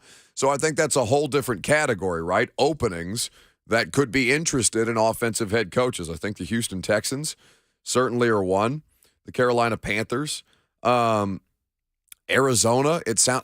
I saw reports that Kyler is going to have input. I saw that as well.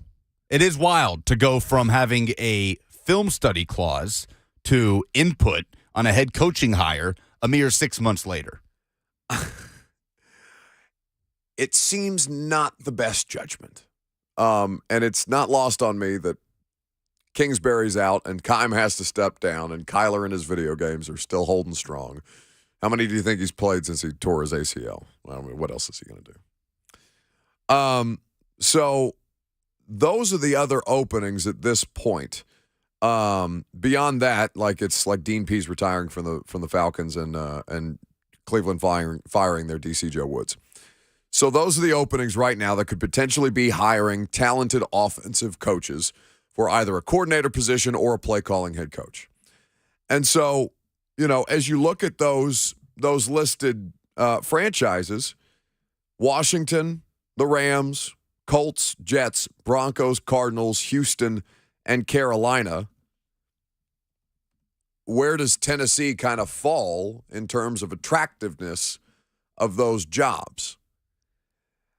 I don't think that I really think the only better spot at this point, Carolina's the only one that I think is worth a damn on that list. Well, that depends on questions that may not be answered before an offensive coordinator is hired, right? Like, who's the quarterback? Is it Ryan Tannehill in 2023? Do you run it back with Derrick Henry in 2023? Yeah, I mean, I guess, but I think that it has to be factored in, right? You can't completely ignore it because those are options on the table. And by the way, like, who's the Carolina quarterback? They're going to have a high draft pick, but no idea. That's exactly right. So, but I think there's more to work with on Carolina's roster right now than there is on Tennessee's, just in terms of that, even as I understand how much is in flux. Like, if we're talking players under contract right now, I'm going to factor in Tannehill and Henry.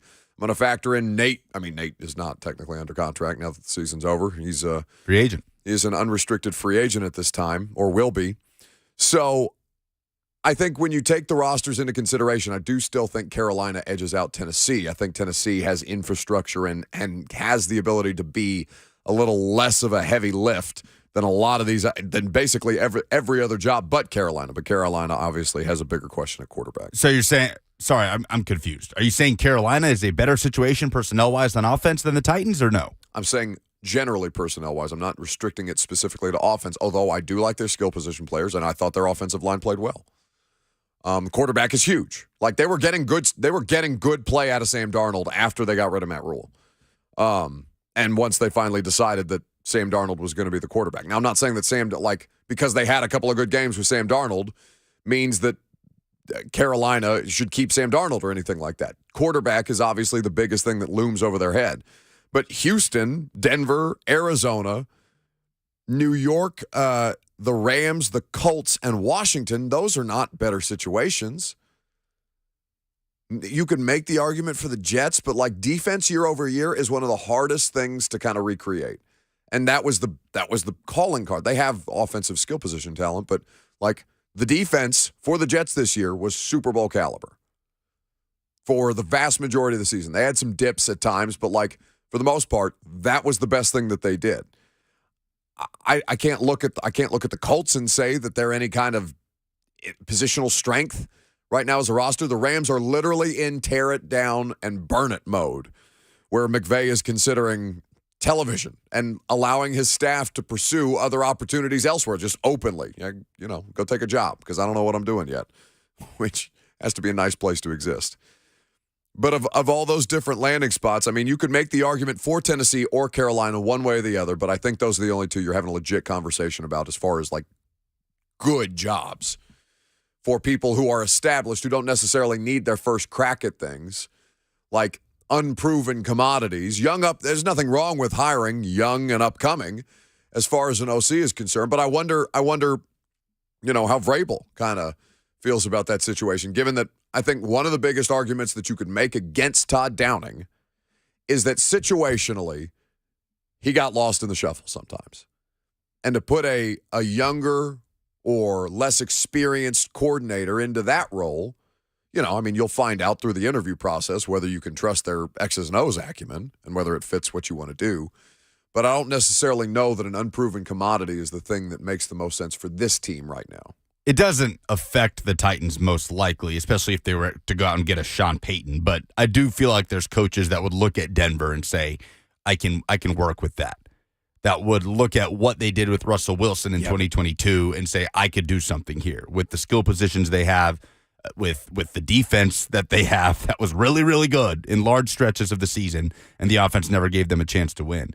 And that would have no impact on the Titans, right? Like if Sean Payton got hired by the Denver Broncos. Only in terms of that it would cost Denver more draft capital because they're going to have to give up picks to the Saints.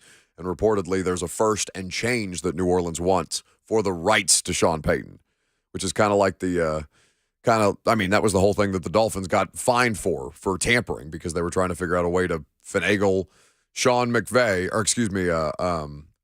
Brady?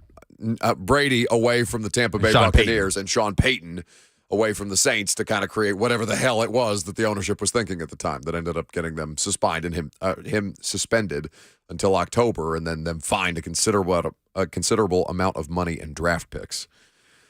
So those are the kind of franchises that will be competing for other offensive coaching talent this year. But I think that there's a number of considerations that have to be taken into them, some of which we will talk about coming up next, because you're going to hear from Titans quarterback Ryan Tannehill on what he wants his future to be.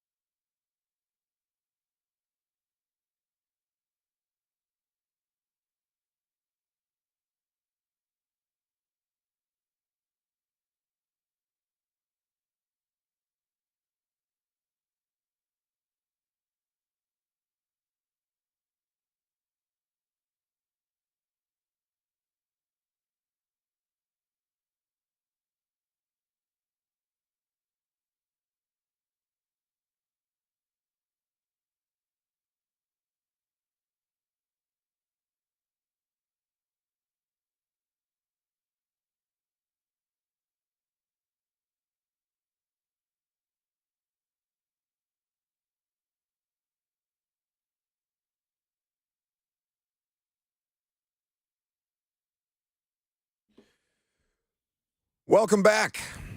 So, the future of the Titans roster, all manner of questions. And as you kind of work your way through this thing, there's no better place to start than the quarterback. So you hear from Ryan Tannehill momentarily. We do have the All-Pro list, the first-team All-Pro list out, though, at this point. The only Titan who made the first-team All-Pro team this season, can you guess? Ooh. I know it's not Ryan Stonehouse. Correct. Which I feel like it probably should be. Tommy Townsend, the punter from Kansas City. Yeah. Is it because he has long hair and does celebrations? He does the Conor McGregor like arm, whatever, chest walk, whatever you want to call it. I don't know what that is. Swagger walk. I doubt it's Jeffrey Simmons because of his health issues, even though he is a Pro Bowler. Kevin Byard. No, KB is not a first-team All-Pro. Morgan Cox, the long snapper, is the only Tennessee Titan who made the first-team All-Pro list. It is interesting, though, that you bring up Jeff and obviously his health. The defensive linemen, not counting the edge guys, Chris Jones, Aaron Donald, and Dexter Lawrence from that same draft class from the New York Giants. First-team All-Pro. That's not something that Jeff has on his resume. Now, Dexter Lawrence is kind of been the thing that you point at, and to make fun of the New York Giants along with Daniel Jones in that draft, that they took him before the Titans ended up taking Jeffrey Simmons, even though Dexter Lawrence was completely healthy at the time of the draft process, and Jeff was obviously dealing with a torn ACL. So not that they're comparable players necessarily, but those are the kind of things that the reasons why I imagine it was so important for Jeff to stay out on the field. He's trying to put together a resume that's worthy of a $25+ million player at his position. And, availability is the thing that gets cited most often. Meanwhile, Ryan Tannehill was not available for the last couple weeks of the regular season, did his best to remain available and did start 12 games, came back with a high ankle sprain. The high ankle sprain cost him a couple of games in the middle of the season. He re-injured it in the first quarter against the LA Chargers, had to be carted off, came back and finished that game, and then was shut down for the rest of the season after trying to seek surgical help that could potentially see him return. It ultimately did not happen that way. And so now Ryan Tannehill is in the locker room on Monday, on locker room cleanout day, and he's asked about his progress and about his future with the team. And this is the interaction courtesy of Jimmy Wyatt. It's hard. It's hard, watching, guys that you care about and you want to be out there with them. You want to be out there battling with them. Obviously finding a way to win games. So tough to watch it on TV and to see all the work that goes into it and not turn out the way that we all wanted to in this building. So just tough to watch. Everything's trending the right way. Rehab's going well. Really happy with how things are going. Obviously, just sucks. Had to go through it. So unfortunately, it's part of the game, and I was able to stay away from it for a long time. Finally caught up to me. Looking forward to being healthy. Yeah, I'd love to be back here. And we'll just have to see what happens. Yeah, it's tough. I don't think anybody here could have ever seen it, finishing the way it did. And we battled through a lot as a team. Found a way to win games early, and unfortunately, the injuries and just not making enough plays down the stretch caught up to us. So, obviously a lot's going to change, but we're proud of the guys and the fight that we showed, even though the results didn't pan out the way we all wanted them to. I can look around this locker room and see a bunch of guys who gave everything they had, guys who were kind of thrown into the fire like Josh, or guys who have been here, on the practice squad and given an opportunity and thrown in there and given big roles, given everything they had to find a way to and help this team win. So I'm proud of our locker room and our guys, even though things didn't turn out the way we all wanted to. So that's Ryan Tannehill, a variety of different answers to questions he was asked in the locker room on Monday. So he wants to be back, understanding that those decisions are beyond his control necessarily, and kind of updating us on the status of his rehabilitation process, some torn ligaments in his ankle to go along with a particularly nasty sprain. So he was 6-6, or they were 6-6 rather, in games that Tannehill was available in this year. Completed 65.2% of his passes, 2,500 yards, 2,536 yards, 7.8 yards per attempt, 13 touchdowns to 6 interceptions. His evaluation, or rather the evaluation of him this year, is that, yeah, he didn't have enough help. He didn't have the offensive line necessary to be able to execute. They did have moments where he was able to kind of show some stuff. He played through injury for a good deal of the season, and obviously they suffered as a result of all those different things. Now, his financial situation, as we've talked about several times before, they can move on from Ryan Tannehill this season if they so choose. Now, these numbers are courtesy of SpotTrack. The 4-year, $118 million deal that he signed in March of 2020, we are coming up on the last year of it. Now, they have an out this year that makes it considerably easier to move on from him. He has a base salary in 2023 of $27 million. He has a cap hit of 36.6 and a dead cap hit of 18.8. So it would still take a chunk of flesh from you to move on from him if the contract, remains as currently constructed, which was the question that Mike Giannitti, who runs the website SpotTrack, that keeps track of all these contract details as these things go along, that was the thing that Mike Giannitti brought up to Ramon, Kayla, and Will yesterday morning on their show. Yeah, to me, that's where this thing is headed. I'm not even sure they need to add a real year. The only reason you do that would be so that you could cut him later in 2024, which is pretty good business from a cap perspective. But look, you could just restructure that $27 million as you need, all the way down to $1 million if you need to, and free up a significant amount with void years and really push this thing out. That's probably where we're headed here. I don't think they're in a position where they can ask him to take a pay cut like we've seen other teams do in situations like this. He knows his leverage right now. He knows there's not a better option on this team or really in this offseason. So I do think just a cap restructure is where we're headed here, and then we'll move on in March of 2024. So Mike, and he's approaching this from a fiscal standpoint, all the different maneuvers that they'll have to make to, whether it's cutting personnel, whether it's restructuring voidable years, as he brings up there. With Ryan Tannehill, he's saying basically that it's a financial given that this team should move forward with Ryan Tannehill as its quarterback in 2023. I'm curious to know how that strikes people. 615-737-1045. Should it be a given? Because, those are the facts. There's not a better option on the roster right now. Malik Willis is, will have training camp and all these other things to earn the opportunity to compete. But at most, he needs to prove that he can be a backup quarterback, much less a starting quarterback at this time. And, what actually ends up out there on the free agent market, the idea of a 46-year-old Tom Brady, it gives me hives to even have to bring up that in the conversation. That sound you just made, I think, it pretty much sums up what options you have on the free agent market at quarterback when you think about Derek Carr and the like. But it's interesting. It's ironic. What was the prevailing, tone of the Ryan Tannehill conversation going into last offseason after the Cincinnati playoff game? Well, from fans, it was that guy choked, get him out of here. Right. I think it's going to be a little bit different this offseason, which is ironic because the Titans obviously season ended in much more disastrous fashion with the offense this season, as opposed to last year somehow finding a way to get to the 1 seed despite all the injuries. But I think from most of what I have seen, I'm not seeing a lot of shouts to blow it up, get rid of Tannehill, draft someone, go get Derek Carr. Like, I'll give Titans fans a little bit of credit here. I have not seen go get Derek Carr, which I think would be a ridiculous solution to throw out there. Right. You want to get Derek Carr, who I don't think is a better player, put him behind a worse offensive line and give him more skill position players. At this point, we'll see what they end up doing. It's not like there's been an overwhelming call for it, but I do think that there's a contingent of the fan base that just think change is necessary.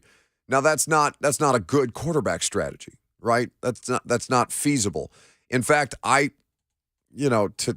and I'm not somebody who's advocating for Malik Willis to be released, but if there's not substantial progress made, and there may still be, there's plenty of time for him to show that he can make substantial progress. This training camp is going to be critical for him. Yes, because I'm taking a long way to say it, but like they need a better backup quarterback. They can't roll into 2023 with, Woodside on a practice, Woodside just as the example, a Woodside equivalent on the practice squad and Malik is the backup. If he still has this much further to go, he has time to make that progress. I'm not ruling that guy out. I'm not saying cut him. I'm not saying he's a bust. I'm not saying any of that. Don't mistake me here. But I do think that this NFL season in particular, with the amount of starting quarterbacks that we've seen go down, the amount of backup quarterbacks that we've seen go down, I do think in an expanded NFL regular season that the need for a better backup quarterback has never been more critical.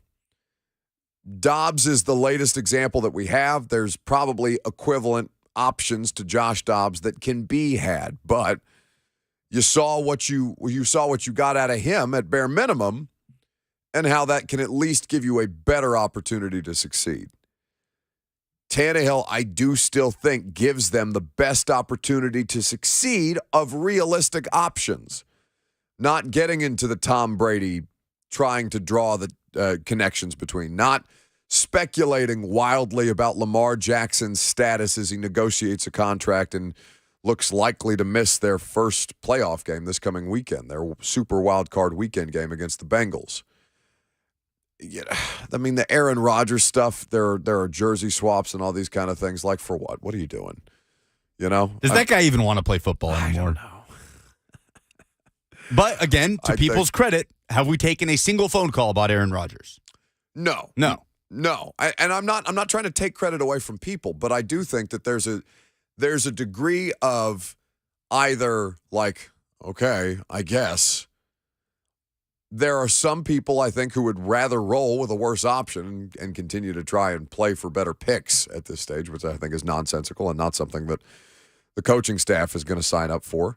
And that there's no, the quarterback options on the free agent market are going to be not anywhere close to what it looks like they might be right now. Not the Bleacher Report list that you get at the start of every offseason that just lists all of the names of guys who are scheduled to be unrestricted free agents without taking into account, okay, how realistic is it actually that those guys leave their teams? If it becomes apparent that Lamar Jackson is not going to get a contract from the Ravens, that is who people will flood to airwaves and message boards and social media talking about. As they should. That is the one. He'll get tagged. He'll at least get tagged. Now, I can't say that like 100% because there always is some margin for the unexpected, especially in a contract situation like Lamar's where he's negotiating himself. He has advisors, but he's negotiating his own contract and not giving an agent 3% of whatever he ends up making. I just think that there's for a team that has that kind of control over him and it's still going to, you're still going to end up paying the quarterback a bunch of money. Can you live with it for a tag year? I just don't see a scenario where he ends up out on the open market. And if he does, my God, are you going to be paying premium price for a player who his current team has seemed kind of reticent to do? Byron is an Aaron up next. What's up? Hello. Hey, guys. Hey, sorry about that. My input, I've watched a bunch of stats and stuff, and in my honest opinion, I think bringing Tannehill back gives us our best chance to win. For a backup to Tannehill, we all saw what Josh Dobbs did in 2 games. He'd been there less than 2 weeks, and he was able to pick up the system and run the offense pretty effectively, in my opinion. I also, huge Tennessee fan, saw Josh Dobbs playing at the University of Tennessee. He's an extremely intelligent person who I think in this offseason, if they were to bring him into training camp and get him working more in the offense, he would be an outstanding backup to keep behind Tannehill while they work on the project that they self-admittedly said is a project of Malik Willis. I think Tannehill with Dobbs as his backup, is probably our best chance to make it back into the playoffs next year. Now, Byron, I mean, do you practice squad? You keep 3 active quarterbacks on the roster? I can't imagine a scenario where that makes sense. Honestly, I would probably practice squad Malik Willis and keep him there to keep grooming him and keep training him and keep teaching him. He's just got a lot to learn. Thanks for the call. I don't think you can put that guy on the practice squad and expect him to stay there. He's gone, right? He has to be. He's gone.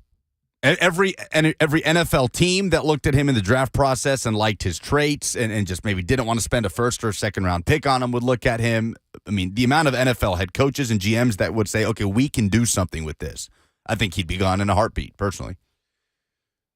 Yeah, it just doesn't seem like there's a realistic scenario. Now, listen, the entire NFL saw how poorly he played when they put him in the lineup. Like, the entire NFL saw his limitations, but an NFL coaching staff is good, especially if it's like free-for-all on the waiver wires. I mean, there's a waiver order and things like that, but if you practice squad that dude, you're going to, I mean, we're not talking about waiving him. We're talking about putting him on the practice squad. There is a situation where it would be very easy to imagine he just gets scooped. So that's what kind of complicates the situation, because he needs to make progress one way or the other.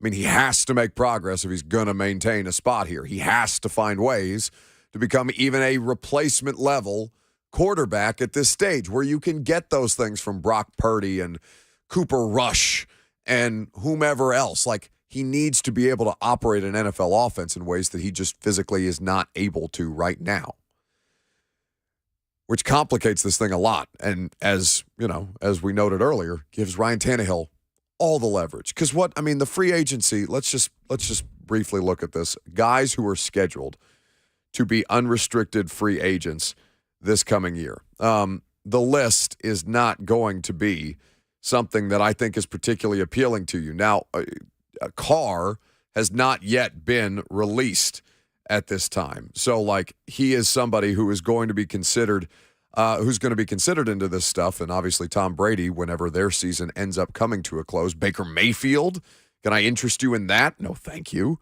Sam Darnold, Jimmy G, Teddy Bridgewater. I mean, Daniel Jones right now, but that's like, I mean, I would hear an argument for Geno. I think Geno, I don't know how much of that magic continues, especially if you're paying him $30 million a year. Do the Seahawks take a quarterback with their top 5 pick that they get from the Broncos? Shout out the Broncos. They should take a quarterback. But I think they can make Geno work on a short-term basis, draft a rookie, and if he's not necessarily ready to go, then you have Geno. I think it makes a lot of sense for Seattle to keep him. But, if Geno Smith, if I'd have told you that your best option heading into the next offseason to replace Ryan Tannehill is Geno Smith, you would have looked at me and spat water in my face or something like that. It feels like right now it's Tannehill, or if it's not Tannehill, it's a draft pick. And it's who's available at 11 and who would you have to trade up for, and is that worth it? That's what the conversation becomes. And then it's how willing are you to go into a complete rebuild if that is the case. And I don't know that Mike Vrabel is on board with that. No, I'll but guarantee you he is not. Okay. Joe in Spring Hill is next. Hey, Joe. Hey, gentlemen, man, what a difference a week makes in the NFL. Before we're talking about they win a game, you get a home playoff game. We'll see if we can make a postseason run, and look where we are now. As far as Lamar Jackson's concerned, I don't see anyone giving him the big money. I mean, hasn't he peaked out? I said early on in his career, and before he even had that MVP season, that he will never do anything more in this league than win a wild card game, and that's it. And if anyone thinks he's going to do any more than that, man, I would like to take action on that one. I think the best available thing for the Titans at this point in time would be Derek Carr. But I don't see anything in the draft where you want to develop talent, especially with the defense locked down, being in the position it's in. I mean, keep in mind, using over 80 guys a season, between the rosters and everything, with the injury plague that's, haunted this organization the last couple of years. You got to take that into account. With the defense being pretty much a good, solid playoff caliber defense right now, there's not a lot of work that needs to be done. I mean, obviously the O-line, but Derek Carr would definitely be the one that could fit that. And the last thing I just wanted to touch upon real quick is that, man, all you guys out there that want to expand the college playoff format, and you finally got some decent semifinal games for the first time ever in the history of the college football playoff, and you're like, wow, look how great this is. Joe's fighting through the music. 60 seconds on the clock, Joe. That's what you get to make your point. Although I'm sure there will be time to re-examine the college football playoff with Joe another time. Derek Carr is not the best option for the Titans right now. Derek Carr in Tennessee with this roster at this point would not be any kind of substantial improvement. Derek Carr, in fact, got the benefit of the doubt, it sounds like, in Las Vegas. That's why Josh McDaniels rode with him for so long. And the performance, according to the reporting around that, was they were interested in moving on from him far before they actually did it when they were officially eliminated from playoff contention. So, yeah, no thanks on Derek Carr. Last call for phone calls. We've got an interesting nugget on the coaches poll, the thing that kept the University of Tennessee out of the top 5. Some outside actors who have intimate familiarity with this particular program that you're going to get a kick out of. That's coming up next. I'm Buck Reising, 104.5 The Zone.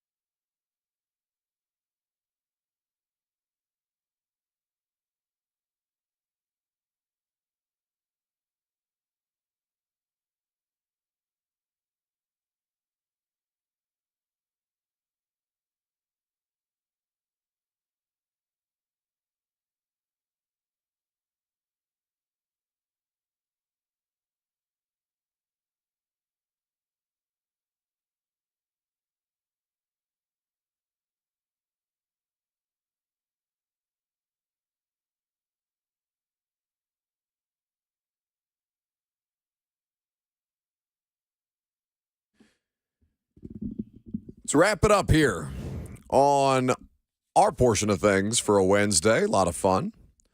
If you missed any of the show, check out the podcast. Just the Buck Reising Show. Very creative around here. Mike Giardi, Mike Wilson, Mike and Mike. They were both good on the NFL coaching search, Titans offensive coordinator stuff, and Vols basketball, respectively. So, as we continue to keep an eye on things, there's a lot of interest in what is going on around the Titans roster and all the different decisions that are made. Now, Lucas, you were telling me that Taylor and Will, Lawan and Compton, Bussin' with the Boys, they had Dobbs on for the Tuesday episode of the podcast, yeah? Yes, I have not listened to it. I have not either. But apparently, while they are recording this thing is when they find out that Downing and a couple of the other coaches get fired in real time.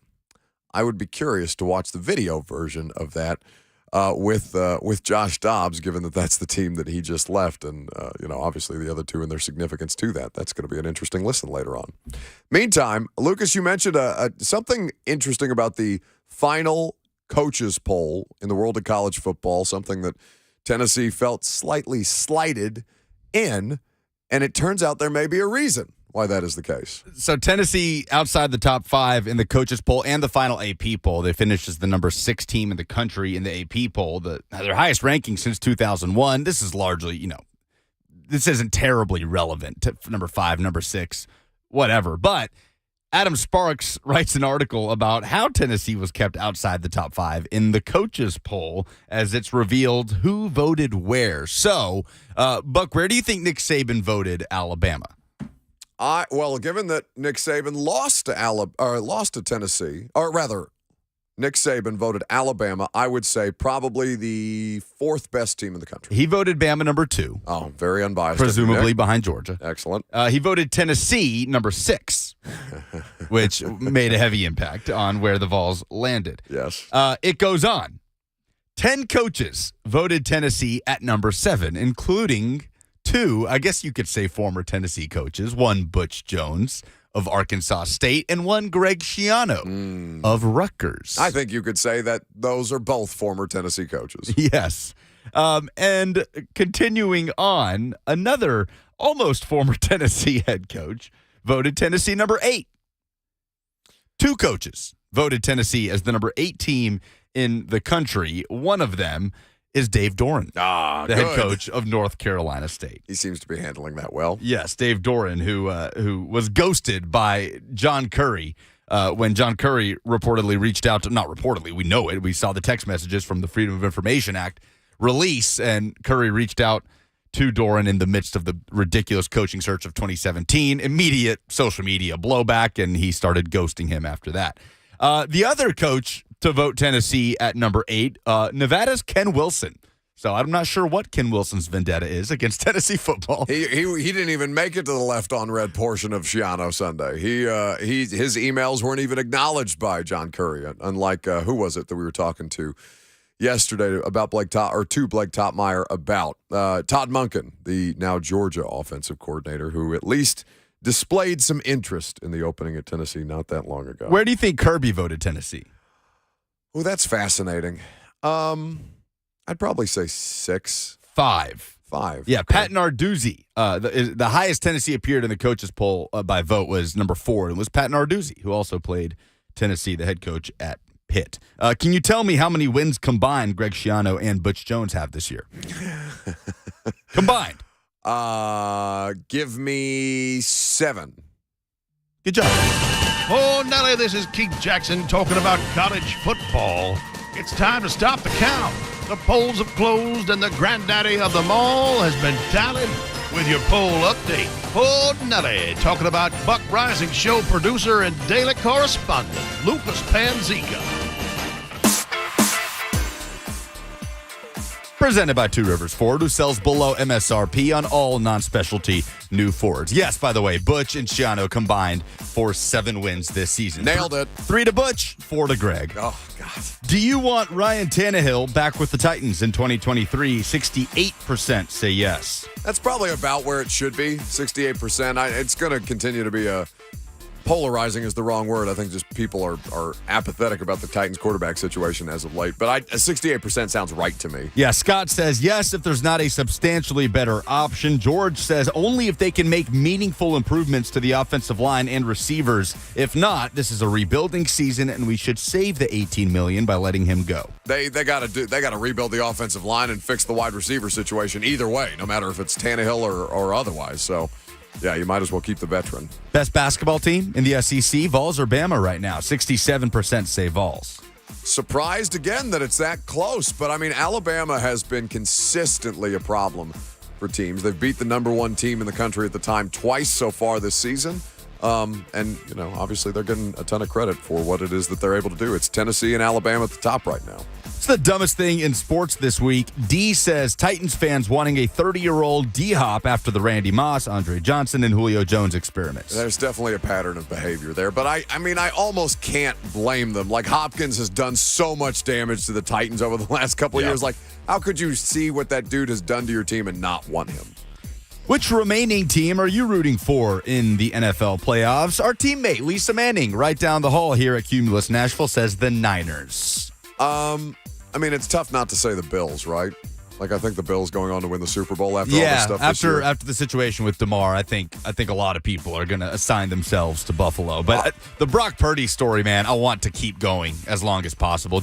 Even if just to muck things up for the offseason for the 49ers to ask themselves what the hell they're going to do at the quarterback position. I'm gonna get a split jersey, like one of those awful Peyton Manning ones you see at Colts and Broncos games. I'm going to get a split Bills-Eagles jersey for the Super Bowl. I'd like to see that matchup at the end. Those are the polls. Excellent. That's the show. We are back at it tomorrow at 10 a.m. We hope you'll join us. We'll have a lot more analysis of the Titans offseason as well. Primetime tonight, 8 p.m., so I hope to speak to you then. If not, we'll be back at it tomorrow morning, as I mentioned. And Blaine and Mickey, in the meantime, keep you going. Coming up next.